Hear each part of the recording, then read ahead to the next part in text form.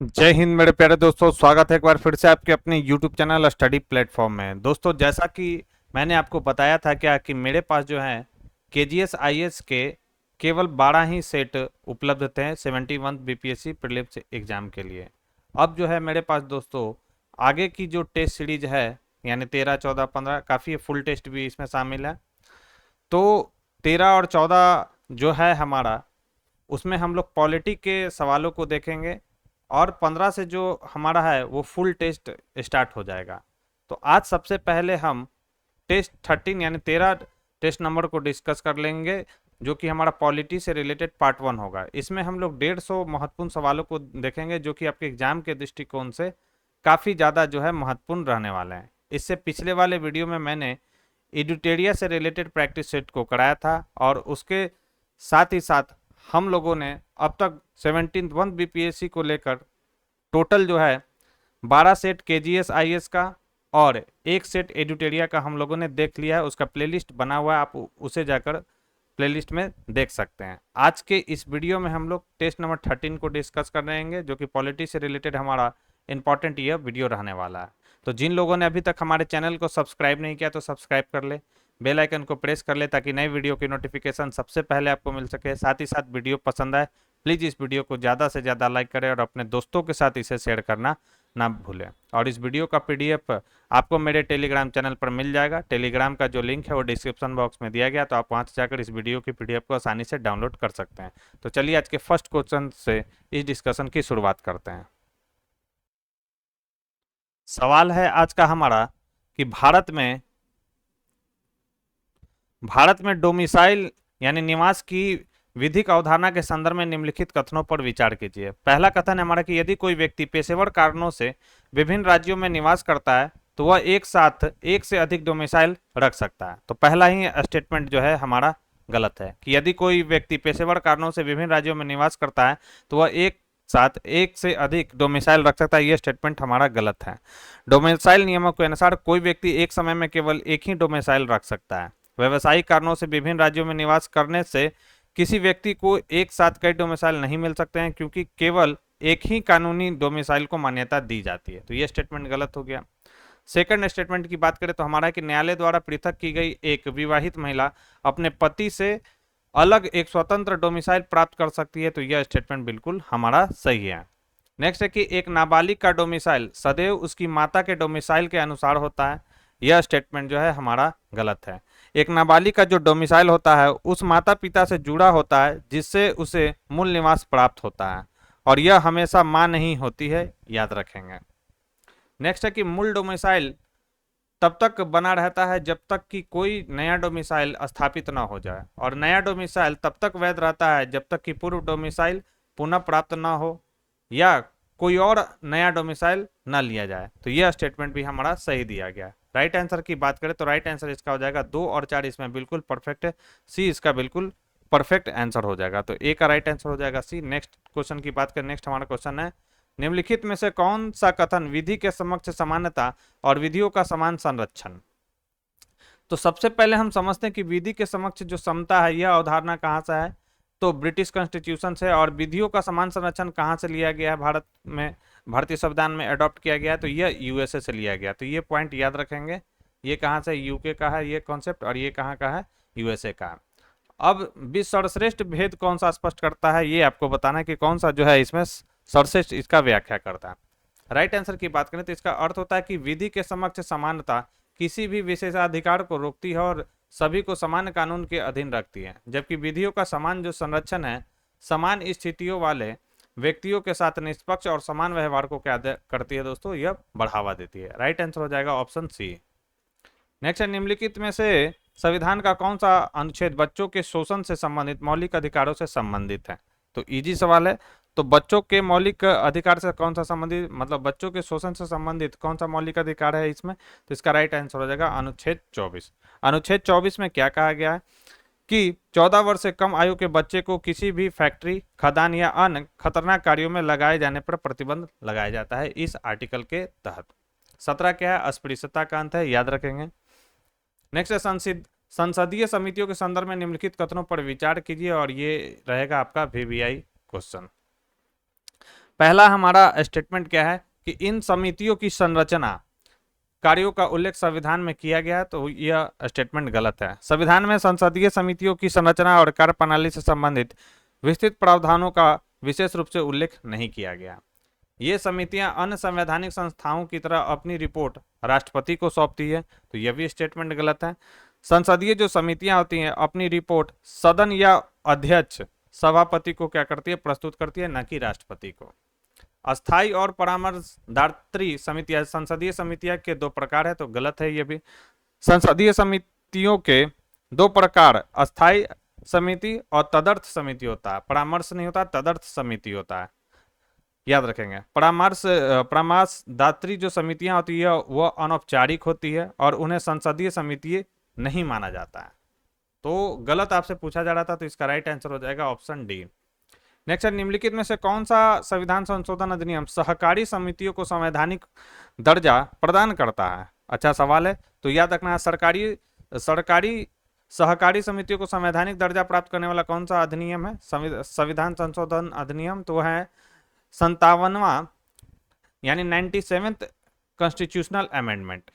ठीक है, तो यह कब आया था? तो यह आया था 2011 में, याद रखेंगे। 97th कॉन्स्टिट्यूशनल अमेंडमेंट कब आया था? 2011 में। और इसी अमेंडमेंट के थ्रू क्या किया गया था? सहकारी समितियों को संवैधानिक दर्जा प्रदान किया गया था और एक नया भाग जोड़ा गया था। इस भाग का नाम याद रखना है, इसका भाग का नाम क्या है? 9B। ठीक है, क्या है भाग का नाम? 9B है। नेक्स्ट हमारा सवाल है कि वित्तीय आपातकाल के संबंध में निम्नलिखित में से कौन सा कथन सही है? सही कथन की पहचान करना कि कौन सा कथन सही है।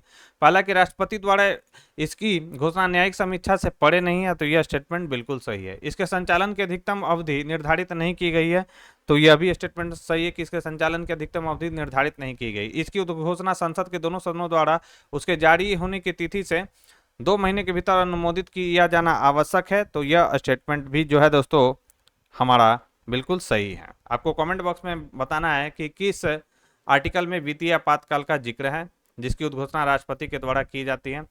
तो नीचे दिए गए में सही उत्तर का चयन कर राइट आंसर हो जाएगा ऑप्शन डी। नेक्स्ट है, भारतीय संविधान की किस अनुसूची के तहत राज्यों और केंद्र शासित प्रदेशों को राज्यसभा में सीटों का आवंटन किया जाता है? अच्छा सवाल है ये भी। राइट आंसर हो जाएगा चौथी अनुसूची में यह दिया गया है। किस अनुसूची के तहत राज्य और केंद्र शासित प्रदेशों को राज्यसभा में सीटों का आवंटन है? तो वह है चौथी अनुसूची। 8 नंबर क्वेश्चन की बात करें, थोड़ा स्पीड में मैं चलूंगा दोस्तों, काफी ज्यादा स्टेटमेंट के सवाल इसमें दिए गए हैं और एक एक को डिस्कस करने लगूंगा तो वीडियो काफी लंबा हो जाएगा। सूची 1 को सूची 2 से मिलान करना है, अधिनियम है और एक तरफ विशेषताएं इसकी दी गई है। तो 1793 का चार्टर्ड एक्ट यह क्या कहता है? ईस्ट इंडिया कंपनी के व्यापारी के अधिकार को अगले 20 वर्ष के लिए इसमें क्या कर दिया गया था? बढ़ा दिया गया था। इसका 3 हो जाएगा। 1813 का चार्टर अधिनियम क्या कहता है? तो 1813 का चार्टर अधिनियम कहता है कि कंपनी के भारत में व्यापारिक एक अधिकार को क्या कर दिया गया था? समाप्त कर दिया गया था।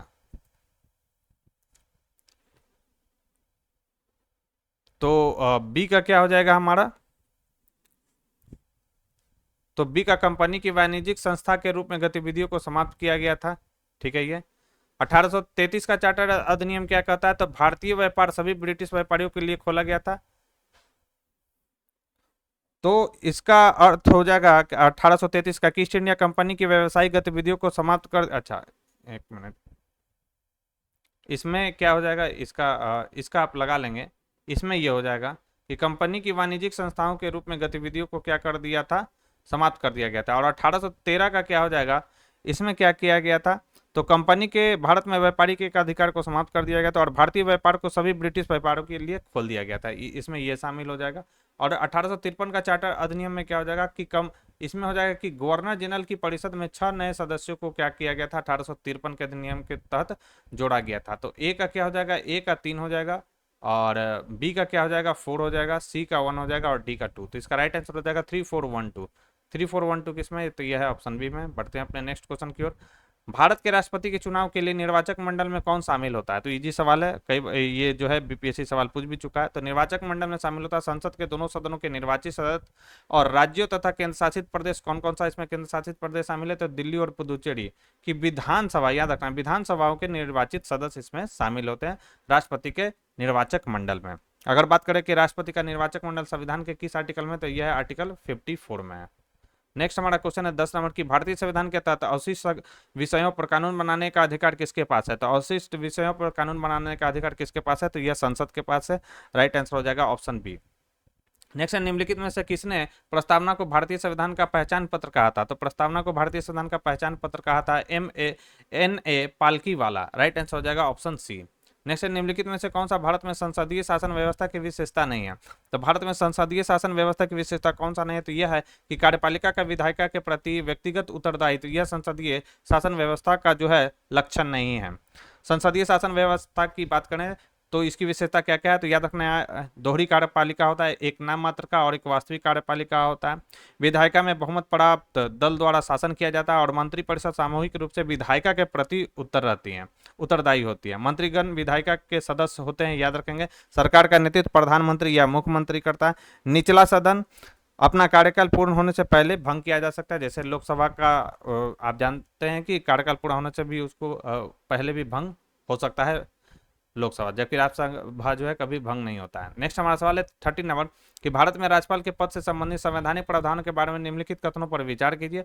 और क्या कह रहा है आपसे कि सत्य कथन की पहचान करना है कि कौन सा कथन स्टेटमेंट इसमें सही दिया गया। तो पहला स्टेटमेंट है हमारा कि 44वें संविधान संशोधन अधिनियम के माध्यम से एक ही व्यक्ति को 2 या 2 से अधिक राज्यों के लिए राज्यपाल नियुक्त करने का अधिकार प्रदान किया गया। तो यह स्टेटमेंट हमारा जो है गलत है। 44वां नहीं था बल्कि सातवां जो संविधान संशोधन हुआ था 1956 के तहत यह कहा गया था कि एक ही जो व्यक्ति है वह 2 या 2 से अधिक राज्यों का क्या हो सकता है, राज्यपाल नियुक्त हो सकता है। दूसरा हमारा स्टेटमेंट दिया गया है क्या कि राज्यपाल की नियुक्ति राष्ट्रपति द्वारा उनके हस्ताक्षर और मुहर मुक्त युक्त आदेश पत्र के माध्यम से की जाती है। यह स्टेटमेंट सही है। राज्यपाल के वेतन भत्ते और विशेषाधिकार राज्य विधानमंडल द्वारा निर्धारित किए जाते हैं। यह स्टेटमेंट गलत है हमारा। भारतीय संविधान की 2वीं अनुसूची और राज्यपाल अधिनियम 1982 के अनुसार राज्यपाल के वेतन भत्तों और विशेषाधिकार का निर्धारण संसद द्वारा किया जाता है, न कि राज्य विधानमंडल द्वारा। तो यह कौन करता है? तो यह संसद करता है, न कि राज्य विधानमंडल करता है। नेक्स्ट हमारा है स्टेटमेंट कि उन्हें अपने कार्यकाल के दौरान अपनी व्यक्तिगत क्षमता में किए गए किसी भी कार्य सहित आपराधिक कार्यवाही से छूट प्रदान किया गया। तो यह स्टेटमेंट हमारा बिल्कुल सही है। और ये किस आर्टिकल में कहा गया? तो 361, ये भी ध्यान में रखेंगे। राइट आंसर हो जाएगा हमारा 2 स्टेटमेंट सही है, 2 और 4 केवल सही है। राइट आंसर हो जाएगा सी। नेक्स्ट है, भारतीय ध्वज संहिता 2002 के अनुसार राष्ट्रीय ध्वज के प्रदर्शन के संबंध में निम्नलिखित में से कौन सा कथन सही है? कौन सा कथन इसमें से सही है, आपको यह पहचानना है। राइट आंसर हो जाएगा कि यदि ध्वज को खुले में या किसी आम आदमी के घर पर प्रदर्शित किया जाता है तो इसे दिन रात दोनों समय फहराया जा सकता है। राइट आंसर हो जाएगा ऑप्शन सी। नेक्स्ट है 15 नंबर सवाल हमारा।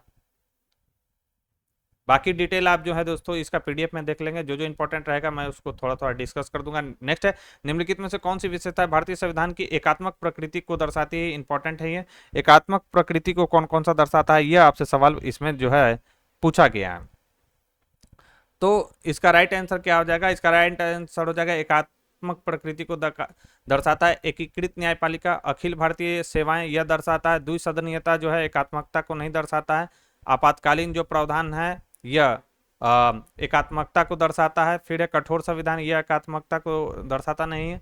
एकीकृत लेखा परीक्षा तंत्र यह जो है एकात्मकता को दर्शाता है। और ये सभी के सभी भारतीय संविधान की एकात्मक प्रकृति को क्या करता है तो डिनोट करता है। राइट आंसर हो जाएगा 1, 2, 4 और 6। राइट आंसर हो जाएगा 1, 2, 4, 6। 1, 2, 4, 6 किसमें? तो यह है ऑप्शन बी में। बाकी बहुत सारे एकात्मक प्रकृति दिए गए हैं, पीडीएफ में आप देख लेंगे।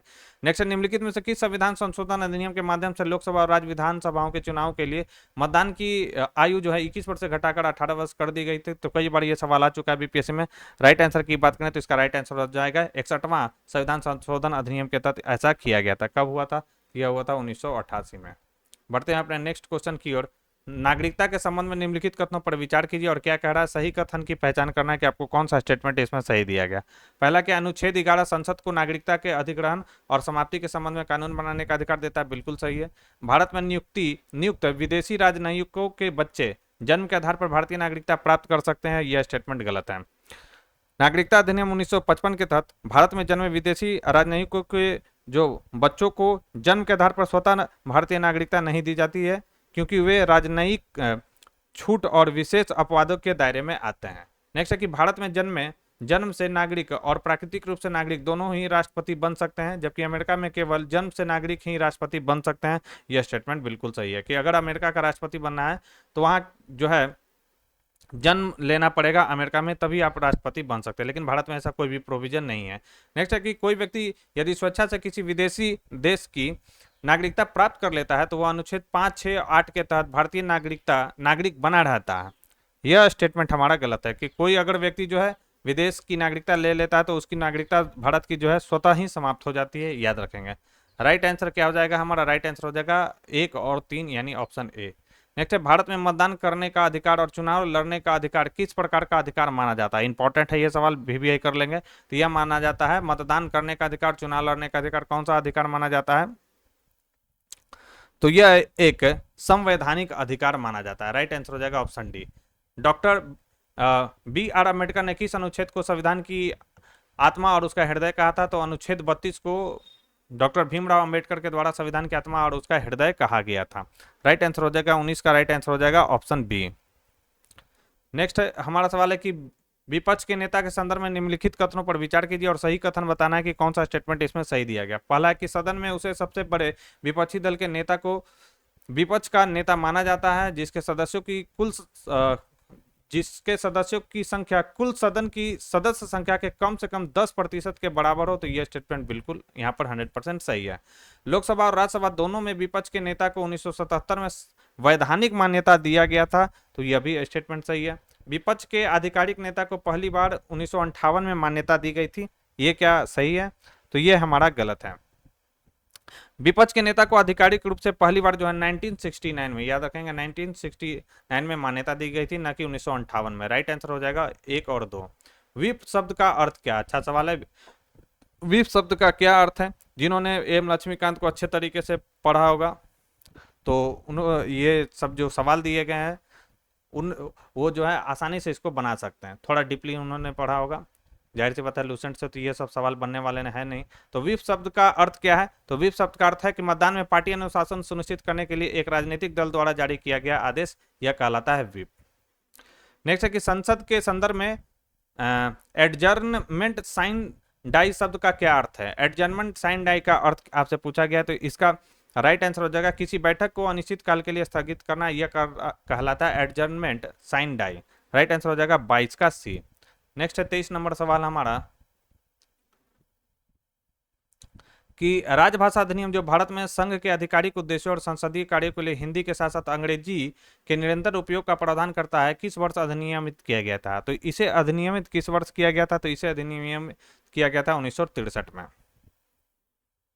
नेक्स्ट है हमारा भारतीय संसद के संदर्भ में लेम डेस्क सत्र का क्या अर्थ है? ये भी आई है। तो लेम डेस्क सत्र का अर्थ होता है दोस्तों, याद रखना है आपको, इसका अर्थ होता है कि ऐसा सत्र जो विशेष रूप से संसद में वार्षिक बजट जैसे वित्तीय विधेयकों पर चर्चा करने और उन्हें पारित करने के लिए आयोजित किया जाता है, इसे कहा जाता है लेम डेस्क सत्र। राइट आंसर हो जाएगा ऑप्शन डी। नेक्स्ट है मुख्यमंत्री के संदर्भ में निम्नलिखित में से कौन सा कथन गलत है? गलत कथन की आपको पहचान करना है कि इसमें से कौन सा स्टेटमेंट गलत दिया गया है। अच्छा सॉरी, यहाँ पर जो है दोस्तों लेमडेक का थोड़ा सुधार मैंने गलत बता दिया, यहाँ पे वो 25 का मैंने बता दिया आंसर। लेमडेक सत्र का अर्थ होता है इसका 24 का आप लोग राइट आंसर कर लेंगे, थोड़ा सुधार कर लेंगे कि संसद का वह सत्र जो नई लोकसभा के चुने जाने के बाद लेकिन निवर्तमान यानी पुरानी लोकसभा के भंग होने से पहले आयोजित किया जाता है, इसे कहा जाता है लेम डक सत्र कहा जाता है। सॉरी मैं थोड़ा फास्ट करने के क्रम में गलत इसका आंसर बता दिया। इसका राइट आंसर हो जाएगा ऑप्शन बी। नेक्स्ट है मुख्यमंत्री के संदर्भ में निम्नलिखित में से कौन सा कथन गलत है? गलत कथन की पहचान करना कि कौन सा स्टेटमेंट इसमें गलत दिया गया। तो अगर हम बात करें कि संविधान में मुख्यमंत्री के चयन और नियुक्ति की कोई विशेष प्रक्रिया नहीं दी गई है, तो यह स्टेटमेंट हमारा सही दिया गया कि संविधान में जो है मुख्यमंत्री के चयन और नियुक्ति की कोई विशेष प्रक्रिया नहीं दी गई है। दूसरा है कि संविधान में यह आवश्यक नहीं है कि किसी व्यक्ति को मुख्यमंत्री नियुक्त किए जाने से पहले विधानसभा में अपना बहुमत साबित करना होगा। तो यह स्टेटमेंट भी हमारा बिल्कुल सही दिया गया है। नेक्स्ट है मुख्यमंत्री का कार्यकाल निश्चित नहीं होता और वह राज्यपाल के प्रसाद पर्यंत पद धारण करता है, तो यह भी स्टेटमेंट सही है।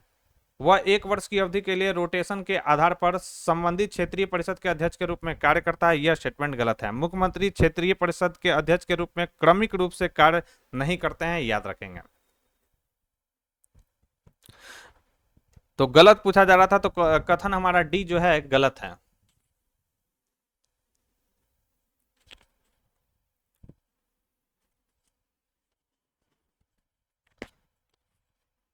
नेक्स्ट है 26 नंबर सवाल कि अविश्वास प्रस्ताव की स्वीकृति के लिए लोकसभा के कम से कम कितने सदस्यों का समर्थन आवश्यक है। तो इसमें अविश्वास प्रस्ताव लाने के लिए कितने सदस्यों का समर्थन आवश्यक है दोस्तों, तो 50 सदस्यों का समर्थन जो है आवश्यक है। राइट आंसर हो जाएगा ऑप्शन बी, 26 का राइट आंसर बी हो जाएगा। 27 की बात करें तो 27 नंबर हमारा सवाल है कि 26 नवंबर 1949 को भारत के संविधान को अपनाए जाने के समय इसकी मूल संरचना क्या थी। तो इसमें था 395 अनुच्छेद और 8 अनुसूचियां इसमें शामिल थी। राइट आंसर हो जाएगा ऑप्शन बी। नेक्स्ट है वरीयता तालिका के संबंध में निम्नलिखित कथनों पर विचार कीजिए और कितने कथन सही हैं ये आपको बताना है। आइए एक एक कर हम देखते हैं। तो पहला है कि यह राज्य और औपचारिक अवसरों के लिए बनाई गई है और सरकार के दैनिक कार्यों में इसका कोई उपयोग नहीं होता है, यह बिल्कुल सही है। नेक्स्ट है भारत रत्न से सम्मानित व्यक्ति को सर्वोच्च न्यायालय के न्यायाधीश से उच्च स्थान पर इसमें रखा गया है, यह भी स्टेटमेंट बिल्कुल सही है। कि आधिकारिक वरीयता तालिका के अनुसार भारत रत्न अलंकरण धारकों को 7A स्थान पर सूचीबद्ध किया गया है, जबकि सर्वोच्च न्यायालय के न्यायाधीश को 9वें स्थान पर रखा गया है। नेक्स्ट है कि यदि राज्य विधान परिषदों के सभापति और विधानसभा के अध्यक्ष की नियुक्ति एक ही तिथि को हुई हो तो राज्य विधान परिषद के सभापति को उच्च सदन दिया जाएगा, ये ऐसा कहा जा रहा है। तो यह भी स्टेटमेंट बिल्कुल सही है। इसमें 3 स्टेटमेंट सही है। राइट आंसर हो जाएगा ऑप्शन सी। 29 की बात करें तो हमारा क्वेश्चन है कि निम्नलिखित राज्यों और केंद्र शासित प्रदेशों को उनके गठन के कालानुक्रम में व्यवस्थित कीजिए। कौन सा पहले हुआ था। तो सबसे पहले अगर हम बात करें तो महाराष्ट्र, तो इसका गठन कब हुआ था, तो यह हुआ था 1960 में। गोवा कब हुआ था, तो यह बना था 1987 में, याद रखना है। मेघालय की बात करें तो मेघालय अस्तित्व में, मतलब इसका गठन हुआ था 1972 में। पुडुचेरी की बात करें पुडुचेरी की, तो यह हुआ था 1963 में। सिक्किम की बात करें तो यह आया था 1975 में। तो आप यहाँ से देख सकते हैं कि सबसे पहले 1 आएगा, उसके बाद क्या आएगा 63 वाला आएगा यानी 4 आएगा। उसके बाद क्या आएगा, उसके बाद हमारा आएगा ये मेघालय यानी 3। उसके बाद आएगा हमारा सिक्किम एंड देन क्या आएगा गोवा आएगा। तो 14352 14352 किस में है, 134।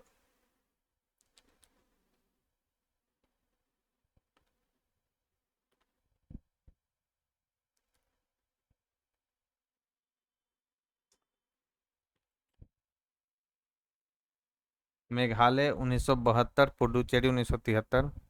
कालानुक्रम में इसको व्यवस्थित करना है तो सबसे पहले तो आएगा 1 और उसके बाद 4। यहाँ पर शायद आंसर यहाँ पर जो है गलत दिया गया है दोस्तों, 14352 होना चाहिए।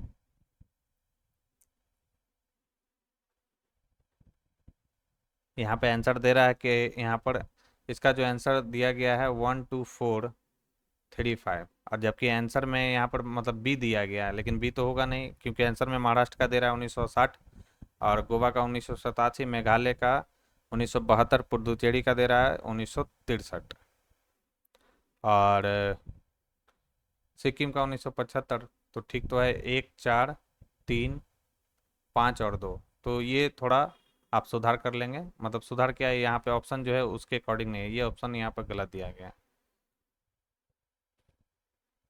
चलिए यहाँ पे 143 दिया हुआ है, 2 और 5 दिया हुआ है। तो 2 और 5, 2 तो गोवा है, 5 तो लास्ट में आएगा, लेकिन सबसे पहले 5 आएगा उसके बाद गोवा आएगा, तो ये भी गलत है यहाँ पर। चलिए हम बढ़ते हैं नेक्स्ट क्वेश्चन की ओर।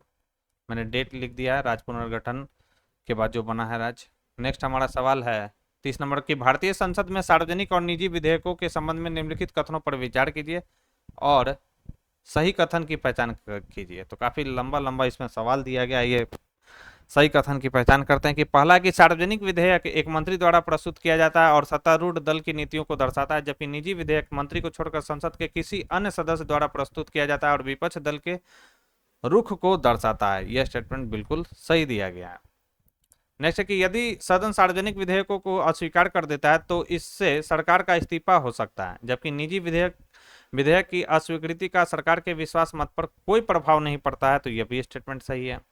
नेक्स्ट है कि सार्वजनिक विधेयक को प्रस्तुत करने के लिए 7 दिन का नोटिस आवश्यक है, जबकि निजी विधेयक के लिए 1 महीने का नोटिस देना पड़ता है। क्या यह स्टेटमेंट सही है, तो यह भी बिल्कुल सही है।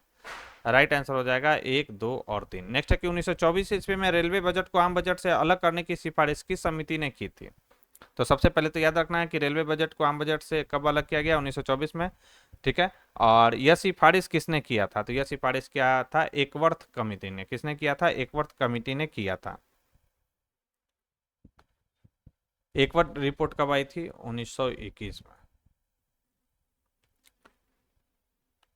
नेक्स्ट है कि भारत की आकस्मिकता निधि के संदर्भ में निम्नलिखित कथनों पर विचार कीजिए और सही कथन की पहचान करना है कि कौन सा स्टेटमेंट इसमें सही है। पहला है हमारा कि अनुच्छेद 266 संसद को आकस्मिक निधि स्थापित करने का अधिकार प्रदान करता है। पहला ही स्टेटमेंट गलत है।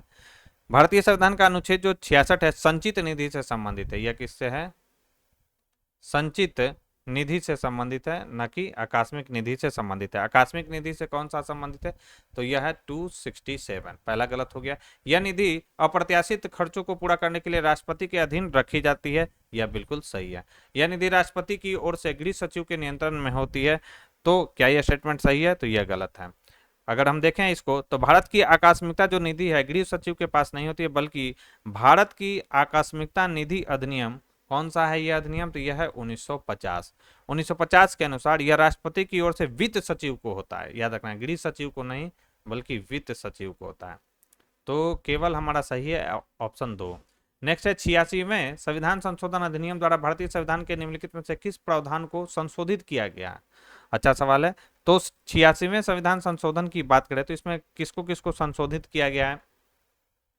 तो इसमें मौलिक अधिकार को संशोधित किया गया। अनुच्छेद इसमें क्या जोड़ा गया है? 21A जोड़ा गया है, जिसमें क्या क्या है? जो शिक्षा के अधिकार से रिलेटेड है, 6 से 14 वर्ष के बच्चों को शिक्षा देना है।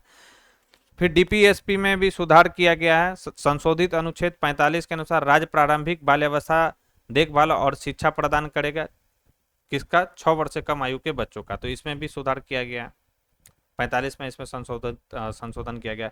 मौलिक कर्तव्य की बात करें तो इसमें 11वां क्या किया गया है? 11वां कर्तव्य जोड़ा गया है। 11वां कर्तव्य हमारा क्या है कि प्रत्येक माता पिता या संरक्षक का यह कर्तव्य होगा कि वे अपने बच्चे या प्रतिपाल्य जो कि 6 से 14 वर्ष की उम्र के हैं को शिक्षा के अवसर प्रदान करेंगे। तो 11वां जो फंडामेंटल ड्यूटीज है उसको जोड़ा गया। तो तीनों में किया गया। राइट आंसर हो जाएगा ऑप्शन डी। धन विधेयकों के संबंध में निम्नलिखित कथनों पर विचार कीजिए। तो धन विधेयक के संबंध में कौन सा कथन सही है? आइए देखते हैं।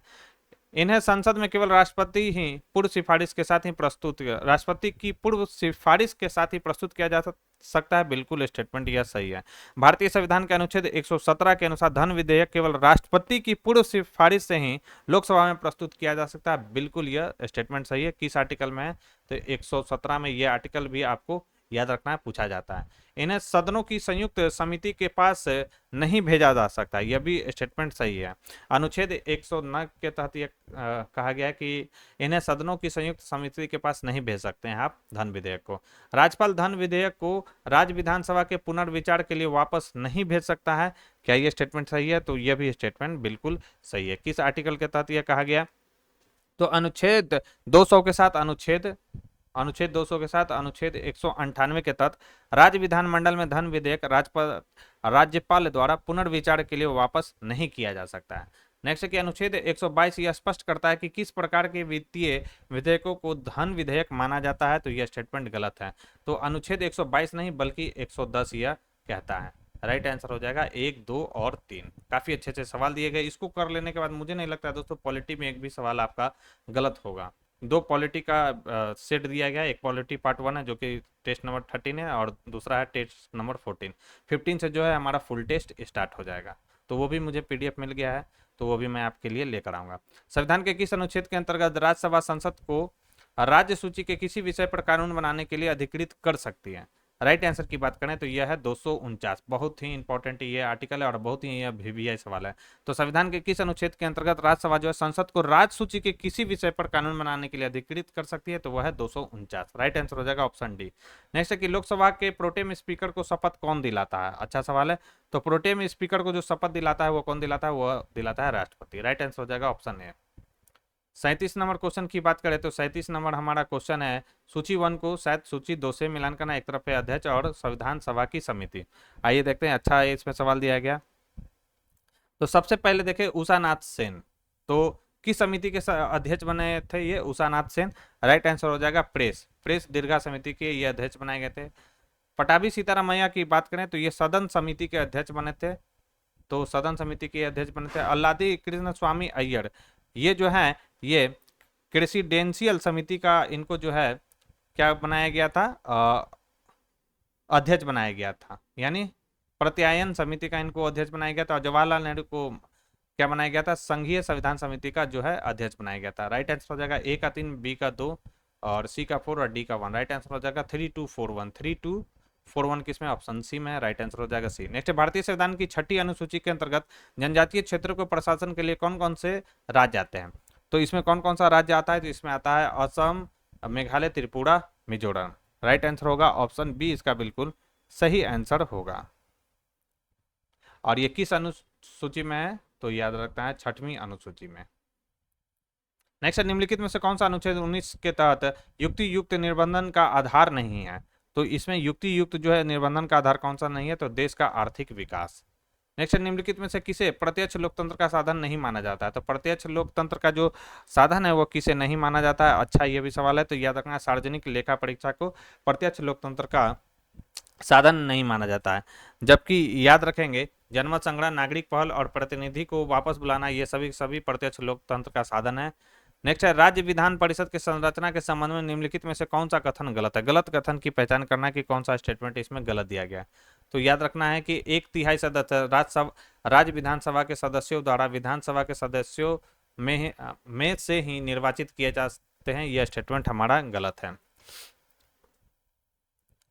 तो याद रखना है राज्य विधानसभा के सदस्यों का चयन निम्नानुसार किया जाता है। 1/3 सदस्य होते हैं स्थानीय निकाय से चुने जाते हैं। 1/12 का चुनाव जो होता है राज्य में कम से कम 3 वर्षों के अनुभव वाले स्नातकों द्वारा किया जाता है।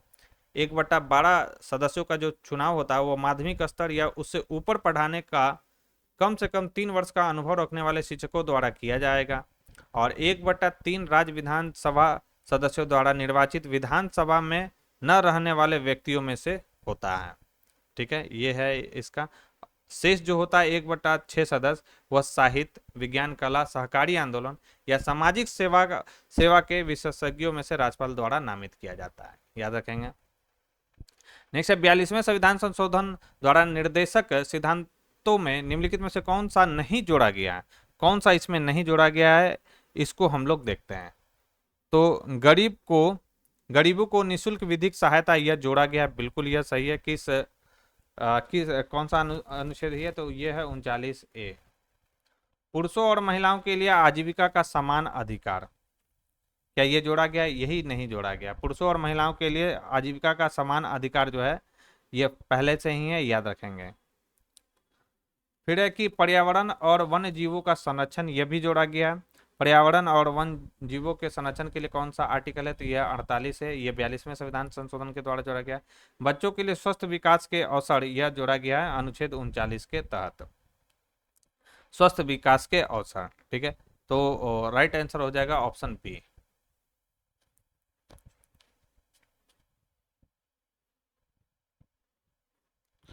नेक्स्ट हमारा सवाल है कि सर्वोच्च न्यायालय के किस निर्णय में यह माना गया कि प्रस्तावना भारतीय संविधान का हिस्सा नहीं है? तो यह किस निर्णय में माना गया? तो यह माना गया बेरूबाड़ी संघ मामला में, जो कि कब हुआ था? तो 1960 में। इसमें सर्वोच्च न्यायालय ने क्या कहा था कि यह जो है भारतीय संविधान का हिस्सा नहीं है, प्रस्तावना यानी उद्देशिका। नेक्स्ट, निम्नलिखित में से कौन सा व्यय भारत की संचित निधि पर भारित व्यय के रूप में वर्गीकृत नहीं है? राइट आंसर की बात करें तो 44 का राइट आंसर हो जाएगा केंद्रीय मंत्रियों के वेतन। यह भारत की संचित निधि पर क्या है दोस्तों? भारित नहीं है। जबकि उच्च न्यायालय के न्यायाधीशों के पेंशन, सरकारी ऋण पर ब्याज भुगतान और भारत के नियंत्रित एवं महालेखा परीक्षक के वेतन और पेंशन इस पे भारित है। नेक्स्ट है 45 नंबर सवाल हमारा कि संविधान सभा की पहली बैठक कब हुआ था? तो संविधान सभा की पहली बैठक कब हुई थी? तो यह हुआ था 9 दिसंबर 1946 को। और अस्थायी सदस्य के रूप में किसे नियुक्त किया गया था? तो सच्चिदानंद सिन्हा को। 11 अगस्त को अस्थायी सदस्य के रूप में कौन अध्यक्ष चुने गए थे? तो डॉक्टर राजेंद्र प्रसाद। याद रखेंगे। ये तो 9 दिसंबर 1946 को संविधान सभा की पहली बैठक हुई थी और अस्थायी बने थे सच्चिदानंद सिन्हा। और 2 दिन बाद यानी 11 दिसंबर 1946 को कौन अस्थायी अध्यक्ष बने थे? तो डॉक्टर राजेंद्र प्रसाद। नेक्स्ट है, संविधान के महाभियोग के संबंध में निम्नलिखित में कथनों पर विचार कीजिए और क्या कह रहा है, सही कथन की पहचान करना कि कौन सा स्टेटमेंट सही है। तो आइए देखते हैं। उन्हें केवल संविधान के उल्लंघन के लिए ही पद से हटाया जा सकता है। राष्ट्रपति के महाभियोग के संबंध में बोला जा रहा था, यह बिल्कुल सही है। किस आर्टिकल में? तो अनुच्छेद आर्टिकल मतलब 61 में यह कहा गया। महाभियोग की प्रक्रिया किसी भी सदन में प्रारंभ की जा सकती है जिसमें कुल सदस्यों में से 1/10 सदस्य द्वारा आरोप लगाया जाता है और राष्ट्रपति को 14 दिन पूर्व की सूचना दी जाती है। तो यह स्टेटमेंट गलत है। यह तो सही है कि किसी भी सदन से स्टार्ट हो सकता है, लेकिन 1/4 होना चाहिए, न कि 1/10, और इसके लिए राष्ट्रपति को 14 दिन पूर्व सूचना देना आवश्यक है। संसद के मनोनीत सदस्य राष्ट्रपति के महाभियोग में मतदान कर सकते हैं लेकिन उनके चुनाव में नहीं कर सकते हैं। यह स्टेटमेंट बिल्कुल सही है। अच्छा, एकदम सवाल दम कीजिए। इसमें सजा सजा कर सवाल दिया गया। अगर ऐसे सवालों को आप बनाने के लिए सीख गए दोस्तों, ये यकीन मानिए कि इसमें जो सवाल दिया गया आपका बीपीएससी में जो है जीएस सेक्शन से एक भी सवाल नहीं छूटने वाला है। राज्यों और केंद्र शासित प्रदेशों के निर्वाचित विधायक राष्ट्रपति के चुनाव में भाग लेते हैं लेकिन महाभियोग में नहीं भाग लेते हैं। क्या यह स्टेटमेंट सही है? तो यह गलत है। तो इसमें क्या कहा गया है कि अनुच्छेद 54 के अनुसार राज्य विधानसभा और केंद्र शासित प्रदेश कौन कौन सा? दिल्ली और पुदुचेरी विधानसभा के निर्वाचित सदस्य राष्ट्रपति के चुनाव में भाग लेते हैं। हालांकि अनुच्छेद 61 के तहत महाभियोग प्रक्रिया में संसद के केवल 2 सदनों कौन कौन सा है? लोकसभा और राज्यसभा शामिल होते हैं। राज्य और केंद्र शासित प्रदेश के विधायक चाहे निर्वाचित हो या मनोनीत हो, महाभियोग प्रक्रिया में भाग नहीं लेते हैं। कौन सा स्टेटमेंट सही है? राइट आंसर हो जाएगा 1 और 3। सही पूछा जा रहा है ना।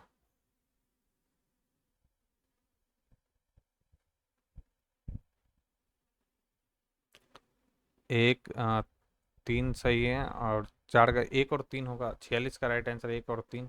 1 और 3 किसी में नहीं है दोस्तों, यहाँ पे सुधार कर लीजिए। इसका राइट आंसर 1 और 3 होगा। नेक्स्ट है, निम्नलिखित में से किसे मतदान के लिए लोकसभा में प्रस्तुत करने से पहले लोक लेखा समिति के अनुमोदन की आवश्यकता होती है? ये बोला जा रहा है। तो किसकी आवश्यकता होती है? किसे आवश्यकता होती है? तो याद रखना है अतिरिक्त अनुदान। अतिरिक्त अनुदान, अनुदान में क्या होता है? मतदान के लिए लोकसभा में प्रस्तुत करने से पहले अतिरिक्त अनुदान को अगर लोकसभा में प्रस्तुत करना है तो पहले क्या करना पड़ेगा? लोक लेखा समिति से अनुमोदन आपको लेना पड़ेगा। राइट आंसर होगा ऑप्शन डी। सूची 1 को सूची 2 से मिलान करना एक तरफ प्रावधान है और अनुच्छेद दिया गया। तो अभी हम लोगों ने देखा था 48 नंबर क्वेश्चन की भारत की आकस्मिकता निधि। तो यह किसमें आकस्मिकता निधि हमें अभी हम लोगों ने देखा था, यह 267 में। और भारत की समेकित निधि, समेकित निधि किसमें है? यानी संचित निधि इसे बोला जाता है 266 में। विनियोग विधेयक किसमें? तो यह है आर्टिकल 114 में। और वार्षिक वित्तीय विवरण सभी को मालूम होगा किसमें? 112 में। ए का 3, बी का 2, सी का 4 और डी का क्या हो गया? 1। इसका राइट आंसर हो जाए 3241। 3241 किसमें? 3241, यह है ऑप्शन सी में।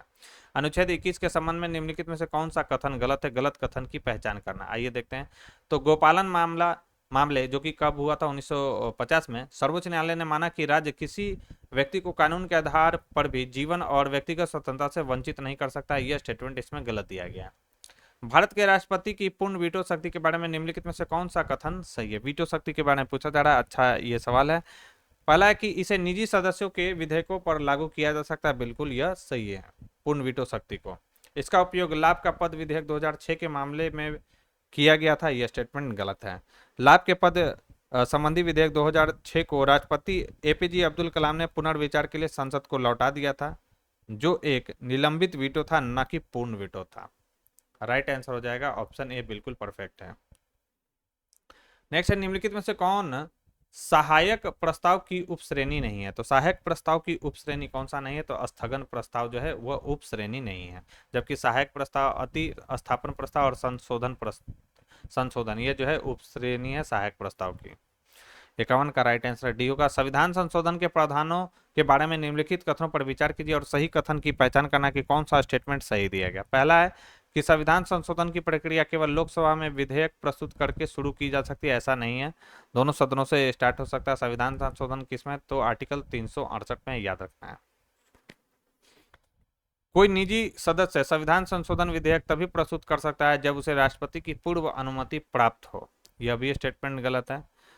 एक निजी जो सदस्य है राष्ट्रपति की पूर्व अनुमति के बिना संविधान संशोधन विधेयक पेश कर सकता है। इस तरह के विधेयक को पेश करने की प्रक्रिया अन्य विधेयकों के समान ही है जो संसद में प्रक्रिया के नियमों के अधीन है। तीसरा है कि राष्ट्रपति को संविधान संशोधन विधेयक को अपनी स्वीकृति देना अनिवार्य होता है। बिल्कुल सही है कि अगर संविधान संशोधन विधेयक है तो राष्ट्रपति को अपनी स्वीकृति देना ही उसे पड़ेगा। और यह किसमें कहा गया है, तो आइए देखते हैं। इसे 24वें संविधान संशोधन अधिनियम 1971 द्वारा स्पष्ट किया गया है, जिसने ऐसे विधेयकों के लिए राष्ट्रपति को स्वीकृति देना अनिवार्य बना दिया। तो यह किसके तहत है, तो 24वें संविधान यानी कॉन्स्टिट्यूशनल अमेंडमेंट, जो कि कब हुआ था, 1971 के तहत। तो ये इंपॉर्टेंट है, सही आंसर हो जाएगा ऑप्शन डी। नेक्स्ट है 53 नंबर हमारा सवाल, निम्नलिखित में से कौन सा अनुच्छेद 15 में वर्णित भेदभाव निषेध के नियम का अपवाद नहीं है। राइट आंसर हो जाएगा कि निजी अल्पसंख्यक संस्थानों में धार्मिक अल्पसंख्यकों के लिए विशेष प्रावधान, यह जो है अपवाद नहीं है आर्टिकल 15 का। नेक्स्ट हमारा सवाल है 54 कि ईडब्ल्यूएस के लिए 10% आरक्षण की अनुमति किस, ये पूछा गया, तो सभी को मालूम होगा ये कौन सा था, तो 103वां संविधान संशोधन यह अधिनियम था। राइट आंसर हो जाएगा, जो कि कब आया था, 2019 में आया था। और इसमें कितना ईडब्ल्यूएस के लिए रिजर्वेशन किया गया, मतलब आरक्षण दिया गया उन्हें, तो 10%। और कौन कौन सा आर्टिकल जोड़ा गया था, तो 15(6) और 16(6) याद रखेंगे।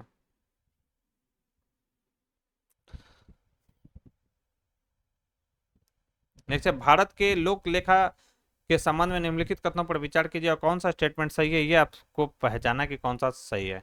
भविष्य निधि जमा, न्यायिक जमा, बचत बैंक जमा जैसे सार्वजनिक धन को इसमें जमा किया जाता है, बिल्कुल सही है। भारत के लोक लेखा में से भुगतान के लिए किसी विधायी विनियोग की आवश्यकता नहीं होती, यह भी स्टेटमेंट जो है बिल्कुल यहाँ पर 55 का सही दिया गया है दोस्तों। राइट आंसर हो जाएगा ऑप्शन सी, बाकी डिटेल पीडीएफ में देखेंगे। नेक्स्ट है निम्नलिखित में से सर्वोच्च न्यायालय के किस निर्णय में पहली बार क्रीमी लेयर शब्द का प्रयोग करते हुए पदोन्नति में आरक्षण की नीति को मान्यता दी गई थी। अच्छा सवाल है ये, मतलब अच्छा सवाल इसमें दिया गया है। तो यह था केरल राज्य बनाम NM थॉमस वाद में क्रीमी लेयर शब्द का प्रयोग किया गया था। कब हुआ था, 1976 में। नेक्स्ट है कि भारतीय संविधान का कौन सा अनुच्छेद महाराजा राय साहब, दीवान बहादुर आदि उपाधियों को समाप्त करता है, तो राइट आंसर हो जाएगा अनुच्छेद 18 में ऐसा कहा गया है। 57 का सी होगा। 58 नंबर क्वेश्चन की बात करें, निम्नलिखित में से कौन सा वाक और अभिव्यक्ति की स्वतंत्रता के अंतर्गत शामिल नहीं है। यह हो जाएगा हड़ताल करने का अधिकार, यह वाक एवं अभिव्यक्ति स्वतंत्रता के अंतर्गत शामिल नहीं है। नेक्स्ट है भारतीय संविधान के किस अनुच्छेद में कहा गया कि मंत्रिपरिषद सामूहिक रूप से लोकसभा के प्रति उत्तरदायी होती है। तो यह किस आर्टिकल में कहा गया है, तो यह कहा गया है अनुच्छेद 75 में। भारतीय संविधान का अनुच्छेद 75(3), एग्जैक्ट बोले तो अनुच्छेद 75(3) के स्पष्ट रूप से कहा गया अनुच्छेद 75(3) में कि जो होता है मंत्रिपरिषद जो होता है सामूहिक रूप से किसके प्रति उत्तरदायी होता है, लोकसभा के प्रति। नेक्स्ट है किस संविधान संशोधन अधिनियम के माध्यम से भारतीय संविधान में 9वीं अनुसूची को जोड़ा गया था। तो भारतीय संविधान में 9वीं अनुसूची को कब जोड़ा गया था, तो पहला संविधान संशोधन जो हुआ था 1951 में, उसी के तहत 9वीं अनुसूची को जोड़ा गया था। राइट आंसर हो जाएगा ऑप्शन ए। भारतीय संविधान के अनुच्छेद 13 के संबंध में निम्नलिखित कथनों पर विचार कीजिए और सही कथन की पहचान करना कि कौन सा स्टेटमेंट इसमें सही दिया गया। पहला है कि अनुच्छेद 13 के अंतर्गत कानून शब्द में विधायी और गैर विधायी दोनों शब्द शामिल हैं, बिल्कुल सही है। अनुच्छेद 13 कहता है कि कोई भी ऐसा कानून जो मूल अधिकारों यानी मौलिक अधिकारों के विरुद्ध हो या उन्हें समाप्त करता हो वह शून्य माना जाएगा, तो यह भी स्टेटमेंट बिल्कुल सही है। दोनों स्टेटमेंट सही है, राइट आंसर हो जाएगा ऑप्शन सी। नेक्स्ट निम्नलिखित में से कौन सा अधिकार भारतीय संविधान के भाग 3 में स्वतंत्रता के अधिकार के अंतर्गत शामिल नहीं है। कौन सा शामिल नहीं है, ये आपसे पूछा जा रहा है। तो कारखानों में बच्चों के रोजगार पर प्रतिबंध, ठीक है, तो यह स्वतंत्रता का अधिकार नहीं है, बल्कि कौन सा अधिकार है, तो भारतीय संविधान के भाग 3 में स्वतंत्रता का जो अधिकार दिया गया वो कहां से कहां तक दिया गया, आर्टिकल 19 से लेकर 22 तक जो है यह स्वतंत्रता का अधिकार शामिल है। कारखानों में बच्चों के रोजगार पर प्रतिबंध, यह जो है शोषण के विरुद्ध अधिकार है, न कि स्वतंत्रता के विरुद्ध अधिकार। और यह किस आर्टिकल में है, तो आर्टिकल 24 में है। ठीक है, प्राथमिक शिक्षा का अधिकार, जीवन और व्यक्तिगत संरक्षण, ये सभी के सभी हैं, ये नहीं है। राइट आंसर हो जाएगा ऑप्शन ए।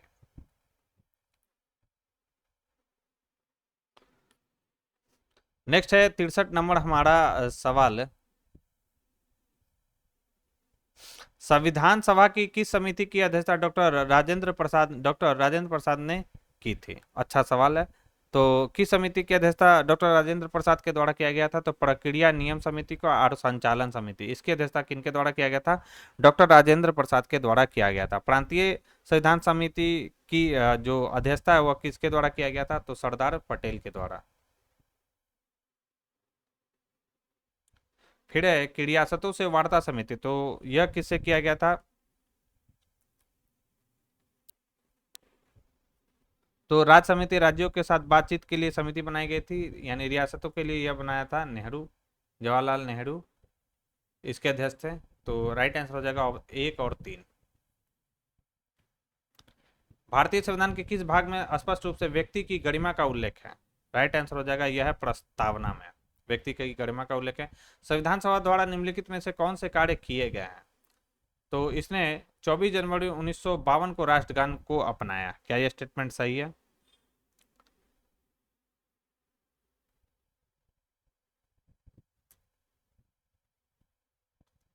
तो आइए देखते हैं।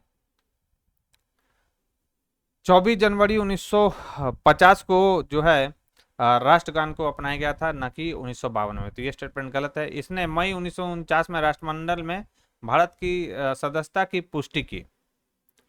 तो यह स्टेटमेंट जो है बिल्कुल सही है कि 1949 में जो भारत है राष्ट्रमंडल का क्या बना था? सदस्य बना था मई में। राइट आंसर हो जाएगा ऑप्शन बी, इसका बिल्कुल सही आंसर होगा। नेक्स्ट है हमारा सवाल है कि संविधान के किस अनुच्छेद के अंतर्गत संसद को यह अधिकार प्राप्त है कि वह अंतर्राष्ट्रीय संधियों या समझौतों को लागू करने के लिए चाहे वह विषय राजसूची में ही क्यों ना हो कानून बना सकती है, यह बोला गया है। और ये बहुत बार एग्जाम में जो है सवाल आया हुआ है, और मुझे याद है कि मैंने इस क्वेश्चन को गलत किया था। तो इसका राइट आंसर हो जाएगा, यह कहा गया 253 के तहत। क्या कहा गया है कि संविधान का कौन सा अनुच्छेद बोला गया है? तो संसद को यह अधिकार प्राप्त है कि वह अंतर्राष्ट्रीय संधियों या समझौतों को लागू करने के लिए चाहे वह विषय राजसूची में ही क्यों ना हो कानून बना सकती है, यह कहा गया 253 में। आइए देखते हैं नेक्स्ट क्वेश्चन की ओर। भारत में निवास कर रहा एक ब्रिटिश नागरिक निम्नलिखित में से किस अधिकार का दावा नहीं कर सकता है? कौन सा अधिकार का दावा यह नहीं कर सकता है? तो वाक एवं अभिव्यक्ति स्वतंत्रता, अभिव्यक्ति की स्वतंत्रता का अधिकार का यह दावा जो है विदेशी नागरिक यानी ब्रिटिश नागरिक नहीं कर सकता। याद रखना है 15, 16, 19, 29 और 30, ये जो 5 आर्टिकल है केवल भारतीय नागरिकों को प्राप्त है, और बाकी जो आर्टिकल है वो भारतीय नागरिकों और विदेशी नागरिकों दोनों को ये मूल अधिकार प्राप्त है, याद रखेंगे। केवल 15, 16, 19 और 29 और 30 ये केवल भारतीय नागरिकों को प्राप्त है, विदेशी नागरिकों को प्राप्त नहीं है। नेक्स्ट, निम्नलिखित में से कौन से अधिकार भारतीय संविधान के अनुच्छेद 21 के अंतर्गत आते हैं? कौन सा इसके अंतर्गत आता है, ये आपसे सवाल पूछा जा रहा है। तो आइए देखते हैं। तो इसके अंतर्गत आता है उपयुक्त जीवन बीमा पॉलिसी लेने का अधिकार और महिलाओं के साथ शालीनता और गरिमा के साथ व्यवहार करने का अधिकार, ये 21 के अंतर्गत आता है। राइट आंसर हो जाएगा ऑप्शन डी। नेक्स्ट, निम्नलिखित कथनों पर विचार कीजिए और उपयुक्त कथनों में से कौन यह दर्शाता है कि भारत एक गणराज्य है? तो भारत एक गणराज्य है, ये कौन सा दर्शाता है? आइए देखते हैं। तो भारत में एक निर्वाचित राष्ट्राध्यक्ष है जिसे राष्ट्रपति कहा जाता है, बिल्कुल यह भारत एक गणराज्य को दर्शाता है। राजनीतिक संप्रभुता लोगों में निहित होती है, यह भी है। किसी भी विशेषाधिकार प्राप्त वर्ग का अभाव होता है, यह भी स्टेटमेंट इसमें सही है। राइट आंसर हो जाएगा ऑप्शन डी। निम्नलिखित में से कौन सा कारक भारतीय संसद की संप्रभुता को सीमित करता है? तो कौन सा कारक जो है भारतीय संसद की संप्रभुता को सीमित करता है? तो यह कारक अगर हम देखें तो यह कारक कौन सा है? तो यह है मूल संरचना का सिद्धांत, 7वीं अनुसूची जो है, न्यायिक पुनरावलोकन प्रणाली और संघात्मक प्रणाली, ये सभी के सभी भारतीय संसद की संप्रभुता को क्या करता है? सीमित करता है। और ये सभी के सभी इंपॉर्टेंट फैक्ट्स है जो कि आपको क्वेश्चन के रूप में देखने को मिल रहा है, लेकिन ये सारे इंपॉर्टेंट फैक्ट्स आपको याद रखना है दोस्तों। राइट आंसर हो जाएगा डी। नेक्स्ट है राष्ट्रपति की क्षमा दान की शक्ति के संदर्भ में निम्नलिखित में से कौन सा कथन सही नहीं है? सही स्टेटमेंट कौन सा नहीं है, आपसे ये पूछा जा रहा है। तो वह अपने विवेक के अनुसार से इस शक्ति का प्रयोग कर सकता है, यह स्टेटमेंट गलत दिया गया है।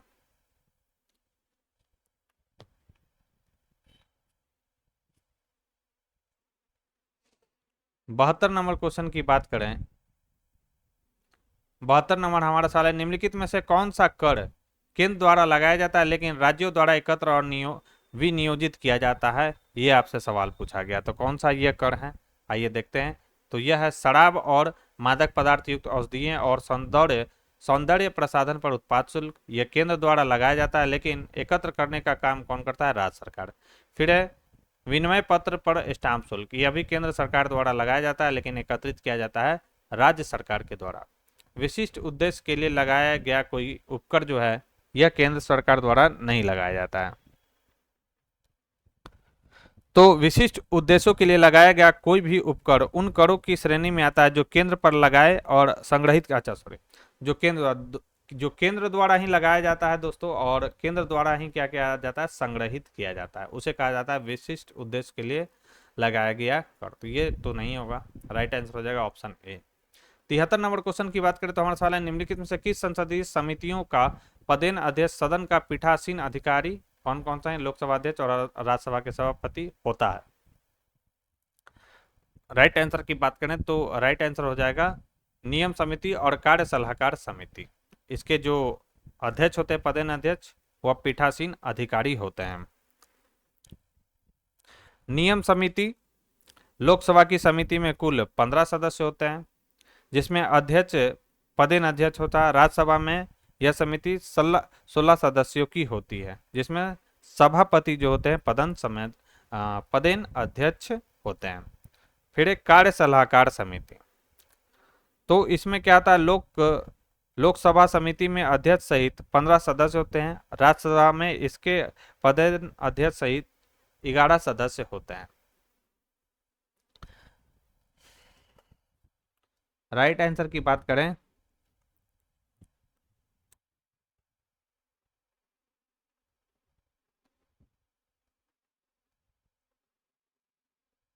चलिए, तो इसका राइट आंसर हो जाएगा ऑप्शन 2 और 3।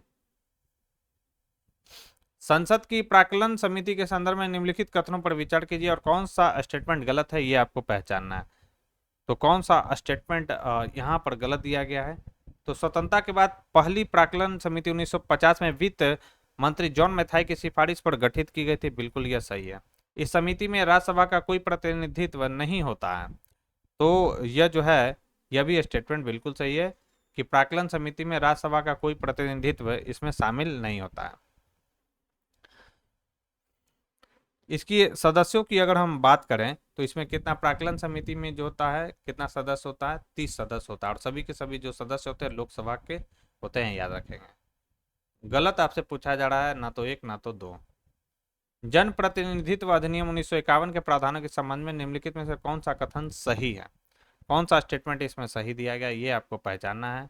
आइए देखते हैं कि यदि कोई व्यक्ति संसद के दोनों सदनों में निर्वाचित होता है तो उसे 30 दिन के भीतर यह सूचित करना होता है कि वह किस सदन में सेवा देना चाहता है। क्या यह सही है?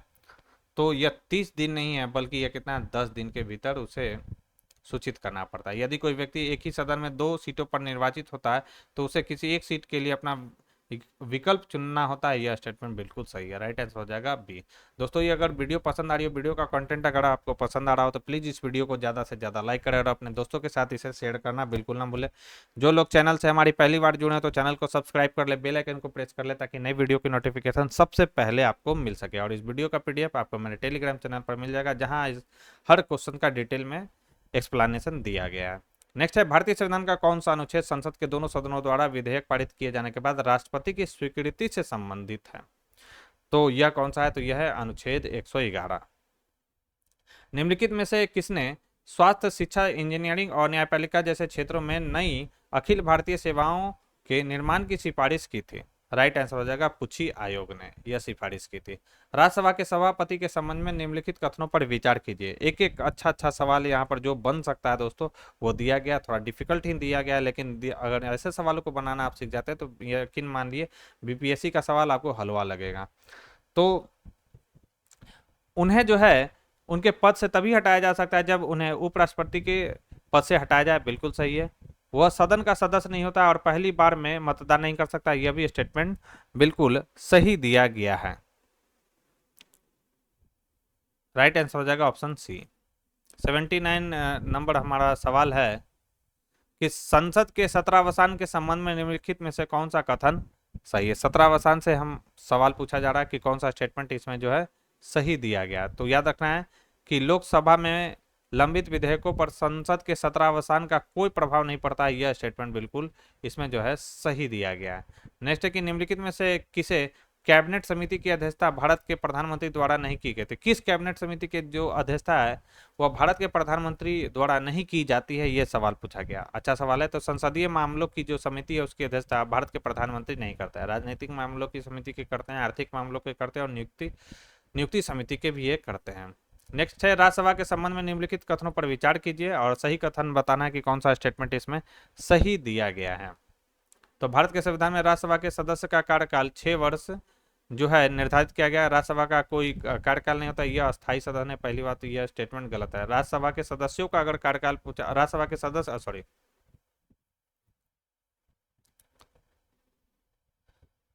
तो पहला स्टेटमेंट जो है हमारा ये तो गलत है। संविधान में सीधे तौर पर राज्यसभा सदस्यों के लिए कार्यकाल तय नहीं किया गया है। इसके बजाय यह इसे संसद द्वारा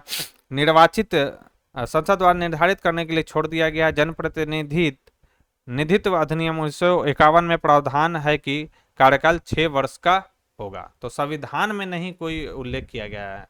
ठीक है, राज्यसभा के सदस्यों का कार्यकाल आप लोगों ने सुना होगा कि 6 वर्षों का आता है, लेकिन भारत के संविधान में राज्यसभा के सदस्यों का कार्यकाल जो है 6 वर्ष निर्धारित किया गया है, यह नहीं कहा गया। संविधान यहाँ लगा हुआ है, क्वेश्चन ध्यान से पढ़ लेना है।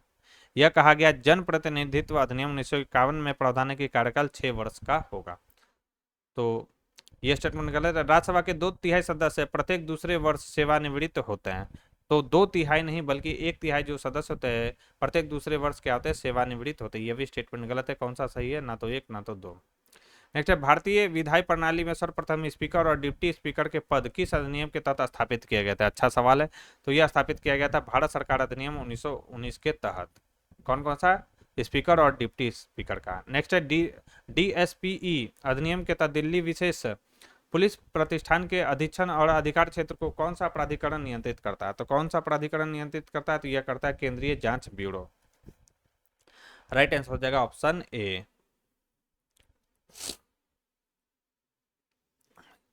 नेक्स्ट है कि निम्नलिखित में से कौन सा अनुच्छेद राज्यसभा को विशेष शक्तियां प्रदान नहीं करता। राज्यसभा को विशेष शक्तियां प्रदान नहीं करता है, कौन सा ये आर्टिकल है, तो यह है 263। क्या कहता है 263, तो आइए देखते हैं। 263 कहता है कि राज्यसभा को कोई विशेष शक्तियां प्रदान नहीं करता क्योंकि इसमें अंतर्राज्यीय परिषद की स्थापना के संबंध में मुख्य रूप से राष्ट्रपति को विवेक शामिल है। तो यह किस है, तो अंतर्राज्यीय, और ये इंपॉर्टेंट है दोस्तों। अंतर्राज्यीय परिषद के बारे में पूछता है। अंतर्राज्यीय परिषद किस आर्टिकल में है इसका उल्लेख, तो यह है 263 में, याद रखेंगे। निम्नलिखित में से भारत की सबसे पुरानी संसदीय समिति कौन सी है। तो सबसे पुरानी संसदीय समिति है लोक लेखा समिति। राइट आंसर हो जाएगा ऑप्शन सी। तो लोक लेखा समिति की स्थापना 1921 में हुई थी, याद रखना है। भारत सरकार अधिनियम 1919 के प्रावधानों के तहत, याद रखना 1919 के प्रावधानों के तहत लोक लेखा समिति को गठित किया गया था 1921 में। नेक्स्ट, निम्नलिखित में से कौन सा संसदीय मंच ऐसा है जिसकी अध्यक्षता लोकसभा अध्यक्ष पदेन अध्यक्ष के रूप में नहीं करते हैं। राइट आंसर की बात करें तो इसका राइट आंसर हो जाएगा जनसंख्या और सार्वजनिक स्वास्थ्य पर संसदीय मंच। नेक्स्ट है कि व्यक्तिगत स्वतंत्रता को बढ़ावा देने के लिए द स्पिरिट ऑफ लॉज यानी 19 जो कि आया था कब, 1748 में। शक्तियों के पृथक्करण का सिद्धांत किसने प्रस्तावित किया था, तो ये बहुत इंपॉर्टेंट है। तो शक्तियों के पृथक्करण का सिद्धांत जो प्रतिपादित किया गया था, यह किया गया था मॉन्टेस्क्यू के द्वारा। और यह किसमें बताया था उन्होंने, द स्पिरिट ऑफ, अपनी फेमस ये पुस्तक है द स्पिरिट ऑफ लॉज, जो कि कब आया था 1748 में। नेक्स्ट है 88 नंबर सवाल हमारा। नेक्स्ट निम्नलिखित में से भारतीय संविधान का कौन सा अनुच्छेद सर्वोच्च न्यायालय को यह अधिकार देता है कि यदि कोई कानून मौलिक अधिकार का उल्लंघन करता है तो उसे अमान्य घोषित किया जा सकता है। तो यह कौन सा बताता है, तो अभी हम लोगों ने देखा था अनुच्छेद 13। इसके तहत बताया क्या गया है कि यदि कोई कानून मौलिक अधिकार का क्या करता है, उल्लंघन करता है, तो उसे न्यायालय क्या कर सकता है, सर्वोच्च न्यायालय अमान्य घोषित कर सकता है, यानी शून्य भी घोषित कर सकता है उसे। संविधान का कौन सा सिद्धांत किसी कानून के केवल असंवैधानिक हिस्से को निरस्त यानी अमान्य करने और वैध प्रावधानों को बनाए रखने की अनुमति देता है। राइट आंसर क्या हो जाएगा, इसका राइट आंसर हो जाएगा ऑप्शन सी, इसका बिल्कुल सही हो जाएगा विच्छेदनीयता का सिद्धांत। क्या होता है डिटेल देख लेंगे आप पीडीएफ में। भारतीय संविधान का कौन सा अनुच्छेद निवारक निरोध के मामले में अनुच्छेद 22(1) और अनुच्छेद 22(2) के तहत प्रदत्त संरक्षण को समाप्त कर देता है। राइट आंसर हो जाएगा अनुच्छेद 22(3). नेक्स्ट है सरकारी कर्मचारी और निजी क्षेत्र में कार्यरत व्यक्तियों के बच्चों के लिए क्रीमी लेयर निर्धारित करने की प्रक्रिया में क्या अंतर है, ये सवाल आपसे यहाँ पर पूछा गया है दोस्तों। तो इसमें अंतर की बात करें तो इसमें अंतर क्या है, तो इसमें अंतर है कि सरकारी कर्मचारियों के लिए यह पद यानी रैंक पर आधारित होता है, जबकि निजी क्षेत्र के लिए यह आय पर आधारित होता है। राइट आंसर हो जाएगा डी। नेक्स्ट, भारतीय संविधान के निम्नलिखित में से किस अनुच्छेद में अंतर्राष्ट्रीय शांति और सुरक्षा को बढ़ावा देने से संबंधित है, तो यह कौन सा है, तो अनुच्छेद 51 जो है वो अंतर्राष्ट्रीय शांति और सुरक्षा को बढ़ावा देने से संबंधित है, और ये क्या है, तो डीपीएसपी है। डीपीएसपी का मतलब directive principle of state policy, यानी राज्य की नीति के निर्देशक तत्व। भारतीय संविधान के किस अनुच्छेद के तहत वाक्य एवं अभिव्यक्ति की स्वतंत्रता का मौलिक अधिकार सुनिश्चित किया गया, तो यह कौन सा है, तो अनुच्छेद 1 के तहत यह किया गया। राइट आंसर हो जाएगा 93 का ए।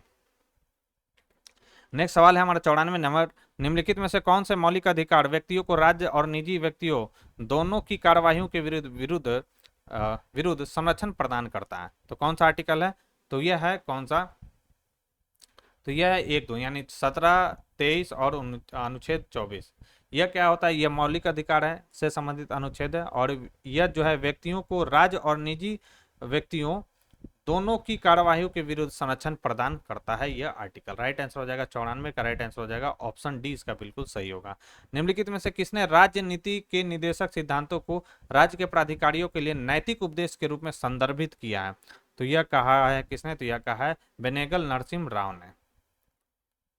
नेक्स्ट है लोकतंत्र के संबंध में निम्नलिखित में से कौन सा कथन सही है, और सही कथन की पहचान करना है कि कौन सा स्टेटमेंट इसमें सही दिया गया है। तो यह सरकार का एक ऐसा रूप है जो आर्थिक विकास की गारंटी देता है, बिल्कुल यह गलत है। यह सामाजिक विविधता को बढ़ावा देने और उसे समायोजित करने का प्रयास करता है, क्या यह बिल्कुल सही है, तो हाँ यह बिल्कुल सही है। इसका उद्देश्य अपने नागरिकों की गरिमा और स्वतंत्रता को बढ़ावा देना है, तो यह भी स्टेटमेंट सही है। राइट आंसर हो जाएगा 2 और 3 केवल सही है, सी इसका परफेक्ट आंसर होगा। नेक्स्ट है नागरिकता अधिनियम 1955 के प्रावधानों के तहत नेचुरलाइजेशन द्वारा भारतीय नागरिकता देने का अधिकार किसे प्राप्त है, तो यह प्राप्त किसे है, तो यह है गृह मंत्रालय को। अच्छा क्वेश्चन है, वीवीआई इसको कर लेंगे। प्रदान कौन करता है, तो गृह मंत्रालय करता है। नेक्स्ट निम्नलिखित में से कौन से 2 राज्य नीति निर्देशक सिद्धांतों को अनुच्छेद 14 और अनुच्छेद 19 के तहत मौलिक अधिकारों पर वरीयता दिया गया, ये भी वीवीआई सवाल है, समझ लीजिए। ऐसे कुछ फंडामेंटल क्या बोलता है डीपीएसपी है, यानी राज्य के नीति निर्देशक तत्व हैं जिनको फंडामेंटल राइट्स से ऊपर जो है मान्यता दिया गया। ये आपसे सवाल पूछा गया, तो राइट आंसर हो जाएगा 39 बी और 39 सी को। नेक्स्ट है भारतीय स्वतंत्रता अधिनियम 1947 के संबंध में निम्नलिखित कथनों पर विचार कीजिए और कौन सा स्टेटमेंट सही है आपको बताना है। तो इसके माध्यम से भारत के राज्य सचिव के पद को समाप्त कर दिया गया और राष्ट्रमंडल मामलों के राज्य सचिव को यह भूमिका सौंपी गई, बिल्कुल सही है। इसके माध्यम से भारत मामलों के सचिव द्वारा की जाने वाली सिविल सेवा नियुक्तियों और पदों के आरक्षण को समाप्त कर दिया गया, तो यह भी स्टेटमेंट इसमें जो है बिल्कुल सही दिया गया है। राइट आंसर हो जाएगा ऑप्शन सी, इसका बिल्कुल परफेक्ट आंसर होगा। 100 नंबर क्वेश्चन की बात करें तो सवाल है कि निम्नलिखित में से कौन से विषय समवर्ती सूची के अंतर्गत आते हैं, और सही उत्तर का चयन करना है कि कौन सा जो है समवर्ती सूची के अंतर्गत आता है। तो आइए देखते हैं हम लोग। तो याद रखना है विवाह और तलाक और दत्तक ग्रहण यानी दत्तक पुत्र या पुत्री ग्रहण और उत्तराधिकार, ये जो है समवर्ती सूची का विषय है। जेल और साइबर कानून जो है समवर्ती सूची का विषय नहीं है। राइट आंसर हो जाएगा बी। 101 नंबर सवाल है कि संघ और उसका राज्य क्षेत्र के संदर्भ में निम्नलिखित कथनों पर विचार कीजिए और कौन सा स्टेटमेंट गलत है, ये आपको पहचान करना है। आइए देखते हैं। पहला है कि भारत संघ शब्द भारत का राज्य क्षेत्र की तुलना में अधिक व्यापक है, यह स्टेटमेंट गलत है। इसमें क्यों गलत है कि भारत का जो क्षेत्र है शब्द भारत संघ से व्यापक है, क्योंकि इसमें राज्य, केंद्र शासित प्रदेश और भविष्य में अधिग्रहित क्षेत्र शामिल है, जबकि भारत संघ केवल राज्यों को संघ को संदर्भित करता है। तो बहुत ही अच्छा ये सवाल दिया गया है दोस्तों। संविधान का अनुच्छेद 2 नए राज्यों की स्थापना से संबंधित शक्तियां प्रदान करता है, तो यह स्टेटमेंट बिल्कुल सही है। किसे शक्ति प्रदान करता है, तो संसद को। नेक्स्ट है कि भारत को अविनाशी राज्यों का अविनाशी संघ कहा गया, यह स्टेटमेंट जो है बिल्कुल गलत है। भारत को विनाशी राज्यों का अविनाशी संघ बताया गया। बहुत ही ये कंफ्यूजन होता है लोगों को कि भारत कैसा राज्य है। तो भारत जो है विनाशी राज्यों का अविनाशी संघ है। मतलब ये संघ, आप कोई भी अगर राज्य, जैसे आप मान लेते हैं बिहार, तो बिहार भारत से अलग नहीं हो सकता है, ठीक है। बिहार को अलग करके हमने क्या किया था, झारखंड 2000 में बनाया था। तो ये अविनाशी राज्य है, यानी राज्य को तोड़ मरोड़ कर इधर उधर कर सकते हैं, लेकिन राज्य को संघ से अलग होने का अधिकार नहीं है, जैसा कि अमेरिका में है, ठीक है। तो जैसे अमेरिका में है, जैसा कि नहीं, जैसे अमेरिका में है कि वहाँ राज्य अलग हो सकते हैं 50 जो स्टेट है, भारत में ऐसा नहीं है, राज्य अलग नहीं हो सकते। राज्यों को खंडित करके, मतलब उन्हें उनको सीमाओं को निर्धारित करके अलग राज्य भी बनाया जा सकता है, यानी यहाँ पर राज्य अविनाशी है, लेकिन संघ कैसा है, अविनाशी है। तो ये भी गलत हो गया। राइट आंसर क्या हो जाएगा, गलत पूछा जा रहा था तो 1 और 3 सही इसका होगा। निम्नलिखित में से कौन सा कथन गणतंत्र शब्द के अर्थ को सर्वोत्तम रूप से स्पष्ट करता है। 102 का राइट आंसर हो जाएगा कि यह दर्शाता है कि राज्य का प्रमुख हमेशा निर्वाचित होता है, जैसा कि हमारे राष्ट्रपति हैं यहाँ पर। नेक्स्ट है कि शोषण के विरुद्ध अधिकार के संदर्भ में निम्नलिखित कथनों पर विचार कीजिए और कौन सा स्टेटमेंट सही है ये आपको बताना है। तो कौन सा स्टेटमेंट इसमें सही है, तो आइए देखते हैं कि अनुच्छेद 23 के तहत दिया गया है कि संरक्षण न केवल राज्य के खिलाफ बल्कि निजी व्यक्तियों के खिलाफ भी लागू होता है। बिल्कुल यह सही है। यह मानव तस्करी, बेगार और अन्य प्रकार के बालात श्रम पर प्रतिबंध लगाता है, यही है अनुच्छेद 23। बिल्कुल सही है। यह अधिकार केवल नागरिकों को ही प्राप्त है, बिल्कुल गलत है। भारतीय नागरिकों को नहीं बल्कि विदेशियों को भी यह प्राप्त है। मैंने बताया था 15, 16, इस पर हट जाइए, 15, 16, 29, 15, 16, 19, 29 और 30 ये केवल भारतीय नागरिकों को प्राप्त है, बाकी दोनों को प्राप्त है। राइट आंसर हो जाएगा 1 और 2। नेक्स्ट है 104 नंबर सवाल हमारा कि भारतीय संविधान की विधि द्वारा स्थापित प्रक्रिया की अवधारणा किस संविधान से लिया गया। तो विधि द्वारा स्थापित प्रक्रिया है, तो विधि द्वारा जो स्थापित प्रक्रिया वो कहाँ से लिया गया, तो यह लिया गया है जापानी से, यानी जापान से लिया गया। नेक्स्ट है कि अनुच्छेद 14 के तहत निम्नलिखित कथनों पर विचार कीजिए और कौन सा स्टेटमेंट सही है ये आपको बताना है कि कौन सा स्टेटमेंट इसमें सही दिया गया। तो यह उन मामलों में लागू नहीं होता है जहां समान और असमान व्यक्तियों के साथ भिन्न व्यवहार किया जाता है, यह बिल्कुल सही है।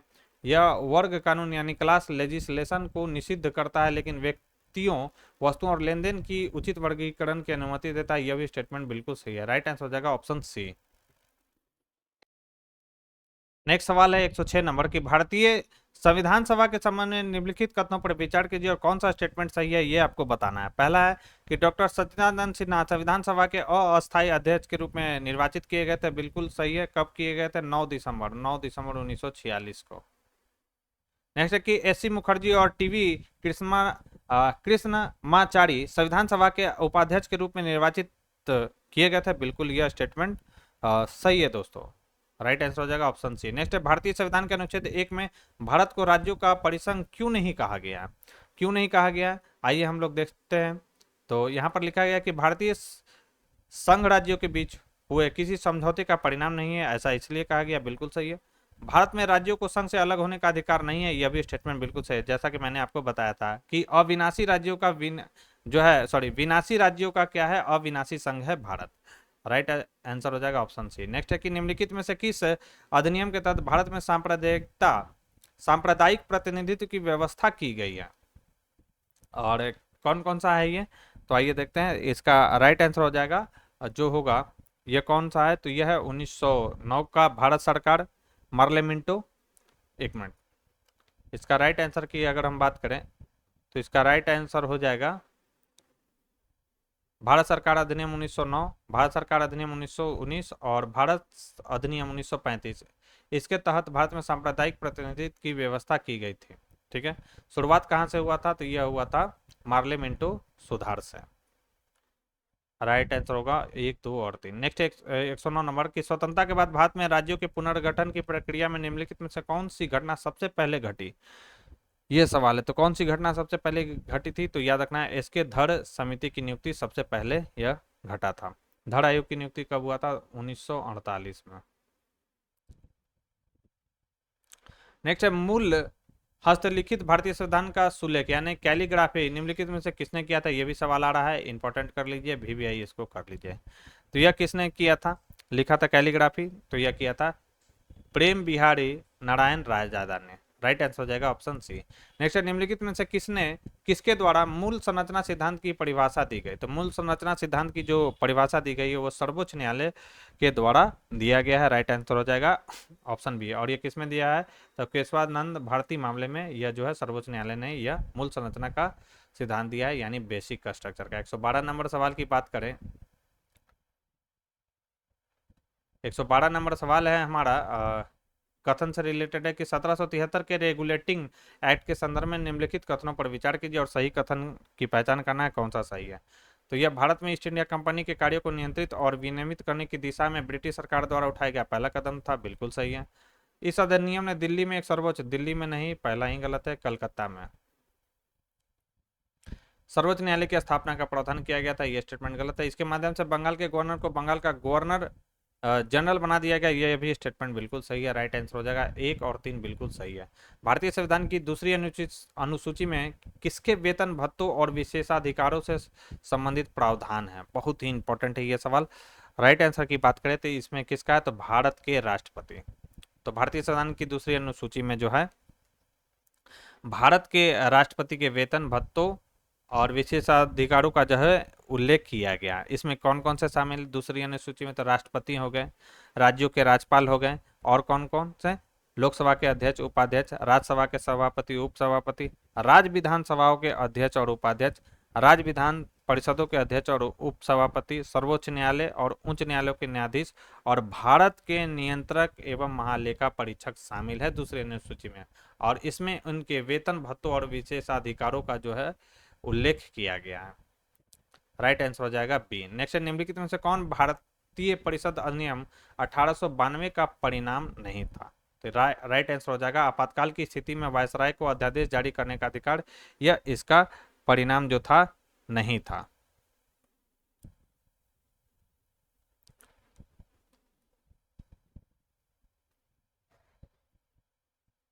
नेक्स्ट, निम्नलिखित में से कौन से कारण हमारे संविधान के विशाल आकार के लिए उत्तरदायी है? कौन सा कारण जो है संविधान के विशाल आकार के लिए उत्तरदायी? आइए देखते हैं। देश की विशालता और इसकी विविधता बिल्कुल कारण नहीं है। यह मुख्यतः भारत सरकार अधिनियम 1935 जैसे विस्तृत अधिनियम से प्रभावित था, यह भी है। केंद्र और राज्यों दोनों के लिए एक ही संविधान है, बिल्कुल सही है। संविधान सभा में कानून के विरोधों का वर्चस्व, विद्वानों का वर्चस्व इसमें है, यह भी स्टेटमेंट बिल्कुल सही है। राइट आंसर क्या हो जाएगा? ऑप्शन डी इसका परफेक्ट आंसर होगा। निम्नलिखित में से किस व्यक्ति ने यह टिप्पणी की थी कि भारत का संविधान विश्व के सभी प्रसिद्ध संविधानों का गहराई से अध्ययन करने के बाद तैयार किया गया है? तो यह टिप्पणी किसके द्वारा किया गया है? तो यह किया गया था डॉक्टर भीमराव अंबेडकर के द्वारा। नेक्स्ट है, भारतीय संविधान के विषय और भागों के निम्नलिखित युग्मों पर विचार कीजिए और कितने युग्म सम्मिलित है ये आपसे कहा जा रहा है। तो निर्वाचन, अगर हम बात करें चुनाव भाग यानी निर्वाचन, तो यह किस में है? तो यह भाग 15 में, ना कि भाग 15A में। तो यह तो गलत हो गया, हमारा 15 में है। अधिकरण, अधिकरण किस में है? तो अधिकरण यानी न्यायाधिकरण भी आप बोल सकते हैं इसे। तो यह जो है भाग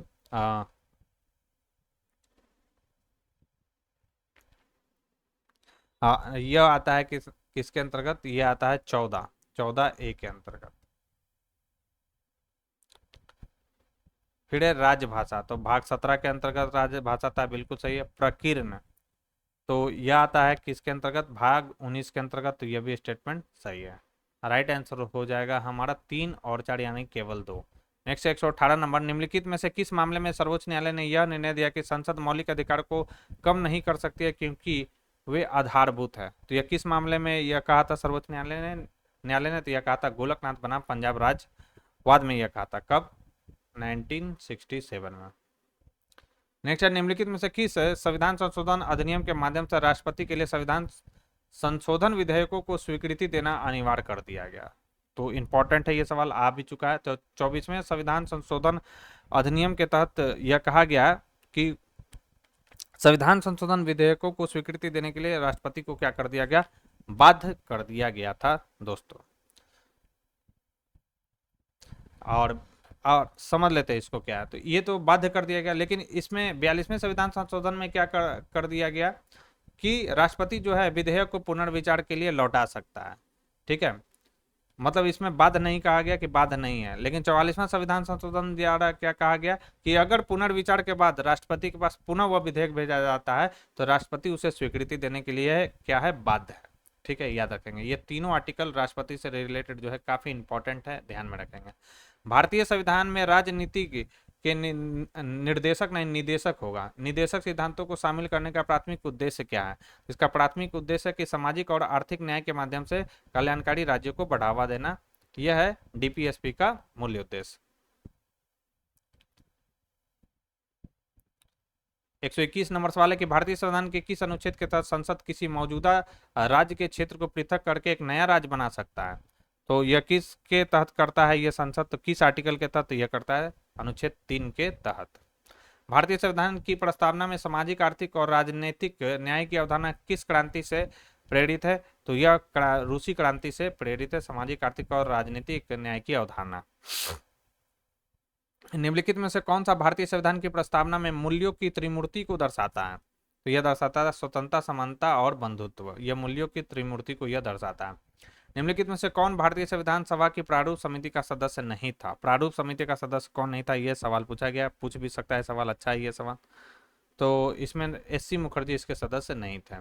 नेक्स्ट, संविधान सभा द्वारा भारत के राष्ट्रीय ध्वज को आधिकारिक रूप से किस तारीख को अपनाया गया था? तो हमने देखा था 24 जनवरी 1950 को राष्ट्रगान अपनाया गया था। राष्ट्रीय ध्वज की अगर हम बात करें तो राष्ट्रीय ध्वज को कब अपनाया गया था? तो इसे अपनाया गया था 15 अगस्त 22 जुलाई 1947 को संविधान सभा द्वारा जो है इसे अपनाया गया था। ठीक है, 22 जुलाई 1947 को। प्रथम नेहरू मंत्रालय जो कि 1947 में हुआ था गठित, कैबिनेट सदस्यों और उनके संबंधित विभागों के निम्नलिखित युग्मों में से कौन सा सुमेलित है? आर के शनमुगम चेट्टी, इन्हें क्या दिया गया था? तो इन्हें दिया गया था वित्त, तो ये तो गलत है। जगजीवन राम को क्या दिया गया था? ये श्रम दिया गया था, ये सही है। राजेंद्र प्रसाद को क्या मिला था? खाद्य एवं कृषि, इनको दिया गया था। आर शनमुगम चेट्टी को वित्त दिया गया था। वीएन गॉडविल को दिया गया था निर्माण, खान और बिजली यानी ऊर्जा, यह सही है। कौन सा कितने कूट सही है? तो केवल इसमें 2 और 4 सही है, राइट आंसर हो जाएगा ऑप्शन ए। 127 नंबर है कि भारतीय संविधान का कौन सा अनुच्छेद सामाजिक, राजनीतिक और आर्थिक सभी रूपों में न्याय को सुनिश्चित करता है? अच्छा सवाल है, तो यह है अनुच्छेद 38। निम्नलिखित में से कौन सा कर्तव्य भारतीय संविधान के भाग 4A में शामिल नहीं है? तो 4A में कौन सा इसमें शामिल नहीं है? तो याद रखना समान न्याय को बढ़ावा देना, यह 4A में शामिल नहीं है।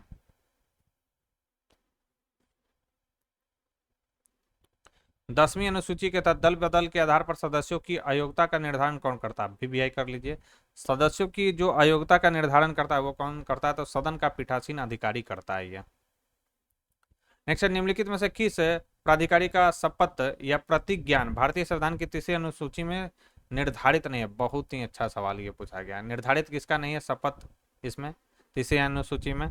तो 130 का राइट आंसर हो जाएगा बी, भारत के राष्ट्रपति का उसमें शपथ का उल्लेख नहीं है। जबकि सर्वोच्च न्यायालय के न्यायाधीश का, राज्य विधानमंडल के सदस्यों का, नियंत्रक एवं महालेखा परीक्षक के जो हैं उनका शपथ इसमें दिया गया, राष्ट्रपति का इसमें नहीं दिया गया।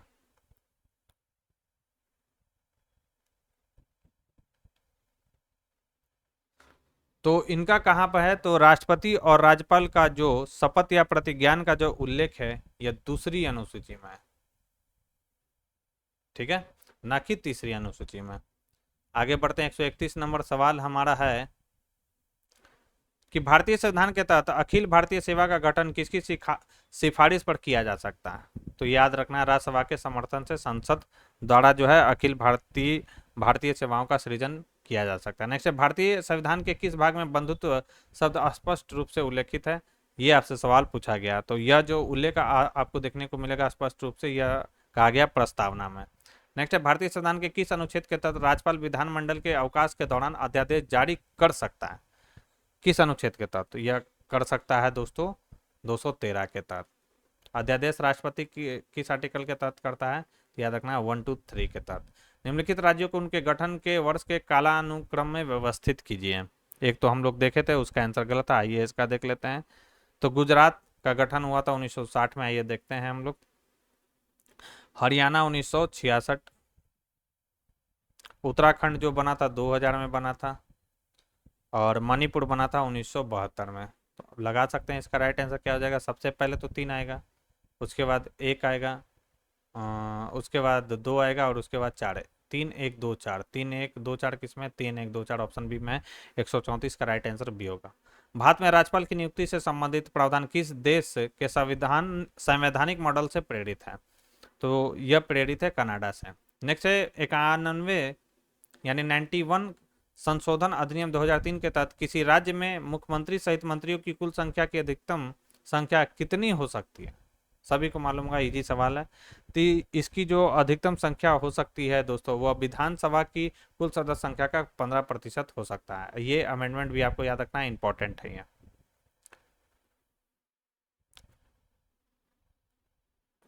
निम्नलिखित में से किस राज्य में द्विसदनीय विधानमंडल है? यानी विधानसभा और विधान परिषद है, ऐसा सवाल दिया गया है। तो भारत में वे राज्य जहां द्विसदनीय विधानमंडल है कौन कौन सा है? तो आंध्र प्रदेश है, ठीक है, आंध्र प्रदेश है, तेलंगाना है, बिहार भी है अपना, ठीक है, कर्नाटक है और महाराष्ट्र है और उत्तर प्रदेश। तो उत्तर प्रदेश है, कर्नाटक है, महाराष्ट्र है। तमिलनाडु में द्विसदनीय विधायिका नहीं है। कौन कौन सा, मैं फिर बता दे रहा हूँ, 6 राज्यों में है ये, आंध्र प्रदेश, तेलंगाना, उत्तर प्रदेश, कर्नाटक, बिहार और महाराष्ट्र। तमिलनाडु में यह नहीं है। राइट आंसर हो जाएगा 2 3 4 5, 2 3 4 5 किसमें, ऑप्शन सी में। नेक्स्ट है भारत में 2 या 2 से अधिक मौजूदा राज्यों को मिलाकर नया राज्य बनाने के लिए संसद में किस प्रकार के बहुमत की आवश्यकता होती है? तो इजी सवाल है, साधारण संसद में साधारण बहुमत की आवश्यकता होती है। नेक्स्ट है भारतीय संविधान की 7वीं अनुसूची के अंतर्गत सहकारी समितियां किस सूची में शामिल है? तो सहकारी जो सूची है वह किस सूची का विषय है? सहकारी जो समितियां किस सूची का विषय है? तो राज सूची का यह जो है दोस्तों विषय है। 140 नंबर क्वेश्चन की बात करें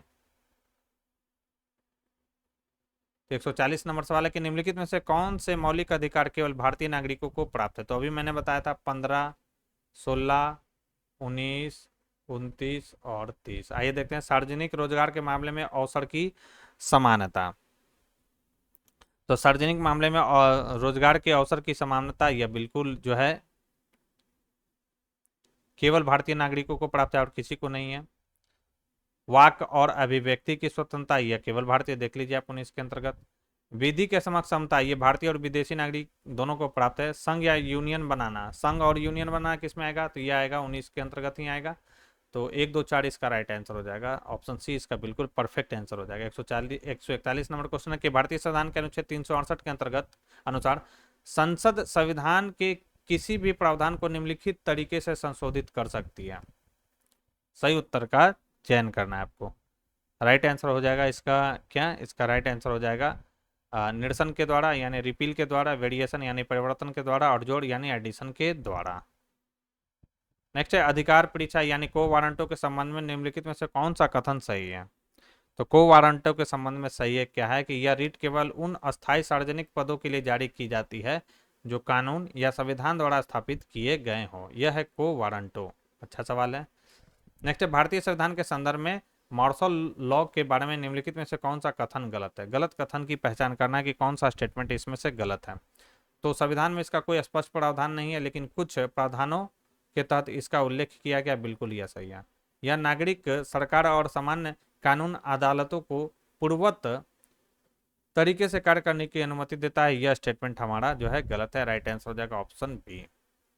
144 नंबर सवाल है कि स्वर्ण सिंह समिति की निम्नलिखित में से कौन सी सिफारिश से मौलिक कर्तव्यों में शामिल नहीं की गई थी?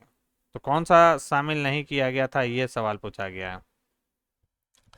तो सार्वजनिक संपत्ति की सुरक्षा करना और हिंसा से दूर रहना, यह स्टेटमेंट सार्वजनिक संपत्ति की सुरक्षा करना और हिंसा से दूर रहना भारतीय संविधान में गठित मौलिक कर्तव्यों का एक हिस्सा है, ये तो नहीं होगा। करों का भुगतान करना भी नागरिकों का मौलिक अधिकार होना चाहिए, यह सही है, यह होगा। संसद मौलिक कर्तव्यों का पालन न करने पर दंड निर्धारित कर सकती है, यह भी सही है। राइट आंसर जो मतलब ये दो ऐसे थे, सरदार सिंह समिति ने यह रिकमेंड किया था लेकिन सरकार ने इसे लागू नहीं किया था। तो 2 और 3 इसका सही होगा, ऑप्शन बी इसका परफेक्ट होगा। निम्नलिखित में से किन तत्वों को केशवानंद भारती बनाम राज्य मामले में संविधान की मूल संरचना का हिस्सा घोषित किया गया था? यह सवाल दिया गया आपसे। आइए देखते हैं। तो संसदीय प्रणाली को, व्यक्ति की स्वतंत्रता और गरिमा को और न्यायिक समीक्षा को नहीं किया गया था। संविधान का धर्मनिरपेक्ष चरित्र, ये सभी के सभी क्या है? संविधान की मूल संरचना है। 1, 2 और 4 इसका बिल्कुल सही आंसर होगा। 146 नंबर सवाल है हमारा कि परिसीमन आयोग के संदर्भ में निम्नलिखित कथनों पर विचार कीजिए और क्या बोल रहा है कि सही कथन की पहचान कीजिए कि कौन सा स्टेटमेंट सही है। पहला कि इसका गठन राष्ट्रपति द्वारा किया जाता है और यह लोकसभा अध्यक्ष के समन्वय में कार्य करता है, बिल्कुल गलत है। परिसीमन आयोग एक वैधानिक निकाय है जिसे संसद द्वारा परिसीमन आयोग अधिनियम के तहत स्थापित किया जाता है। इसका गठन राष्ट्रपति द्वारा किया जाता है और यह निर्वाचन आयोग के साथ समन्वय में कार्य करता है, न कि लोकसभा अध्यक्ष। ठीक है, तो यह स्टेटमेंट गलत हो गया। 1981 और 1991 की जनगणना के तुरंत बाद कोई परिसीमन आयोग गठित नहीं किया गया था, यह बिल्कुल सही है। नेक्स्ट है कि यह एक ऐसी प्रक्रिया है जिसमें देश या राज्य की विधायिका के लिए क्षेत्रीय निर्वाचन क्षेत्र की सीमाएं निर्धारित की जाती है, यह भी स्टेटमेंट सही है। राइट आंसर हो जाएगा 2 और 3 यानी ऑप्शन सी। 147 नंबर है सूची 1 में है प्रावधान और संबंधित अनुच्छेद। विनियोग विधेयक, अच्छा सवाल है, हाईलाइट कर लेंगे इसको। तो विनियोग विधेयक का उल्लेख किसमें थे? अनुच्छेद 114 में। अनुसूचित जातियों के लिए सीटों का आरक्षण, तो यह किस आर्टिकल में है? तो 330 में। अनुसूचित जनजाति के लिए किस में है? तो 332 में। संसद में सीटों की संख्या किस में है? तो यह अनुच्छेद 81 में है। 1, बी का 2, सी का 4 और डी का 2। 1342, 1342 किस में? ऑप्शन ए में। 148 नंबर सवाल है कि उद्देश्य प्रस्ताव के संबंध में निम्नलिखित कथनों पर विचार कीजिए और कौन सा स्टेटमेंट गलत है, ये आपको पहचानना है। तो पहला है कि इसे 22 जनवरी 1947 को संविधान सभा द्वारा सर्वसम्मति से अपनाया गया था, बिल्कुल यह स्टेटमेंट सही है। उद्देश्य प्रस्ताव को जो है 22 जनवरी 1947 को संविधान सभा द्वारा सर्वसम्मति से अपनाया गया था। दूसरा है कि इस प्रस्ताव ने संविधान की संरचना के मूल सिद्धांतों और दर्शन की नींव रखी थी, तो यह भी स्टेटमेंट सही है। 13 दिसंबर को उद्देश्य जो प्रस्ताव है 1946 को पंडित जवाहरलाल नेहरू के द्वारा संविधान सभा के पटल पर रखा गया था। ठीक है, तो गलत आपसे पूछा जा रहा है कि कौन सा स्टेटमेंट इसमें गलत है, तो राइट आंसर हो जाएगा ऑप्शन डी, कोई भी नहीं। सर्वोच्च न्यायालय ने चुनावी बॉन्ड योजना को असंवैधानिक करार देते हुए किस मौलिक अधिकार का उल्लंघन माना? तो यह उल्लंघन माना था सर्वोच्च न्यायालय ने किसका? तो अनुच्छेद 19(1)(a) का। और आज के डिस्कशन का लास्ट सवाल है कि किस संविधान संशोधन अधिनियम के माध्यम से भारतीय संविधान में दल बदल विरोधी कानून को शामिल किया गया? तो 52वां संविधान संशोधन अधिनियम के तहत जो है, जो कि कब हुआ था? 1985 में, 85 में हुआ था। दल बदल विरोधी कानून को क्या किया गया था? भारतीय संविधान में शामिल किया गया था। तो दोस्तों ये थी हमारी आज की डिस्कशन। इस डिस्कशन में हम लोगों ने दोस्तों पॉलिटी के 150 महत्वपूर्ण क्वेश्चंस को देखा, जो कि आपके एग्जाम के दृष्टिकोण से काफ़ी ज़्यादा महत्वपूर्ण रहने वाला है। तो वीडियो पसंद आई हो दोस्तों तो वीडियो को लाइक और अपने दोस्तों के साथ शेयर करना इसे बिल्कुल ना भूलें। जो लोग हमारे चैनल से पहली बार जुड़े हो तो चैनल को सब्सक्राइब कर ले, बेल आइकन को प्रेस कर ले, ताकि नई वीडियो की नोटिफिकेशन सबसे पहले आपको मिल सके। और इस वीडियो का जो पीडीएफ है आपको मेरे टेलीग्राम चैनल पर मिल जाएगा। टेलीग्राम का जो लिंक है वो डिस्क्रिप्शन बॉक्स में दिया गया है, तो आप वहाँ से जाकर इस वीडियो के पीडीएफ को आसानी से डाउनलोड कर सकते हैं। तो आज के लिए बस इतना ही दोस्तों, थैंक यू।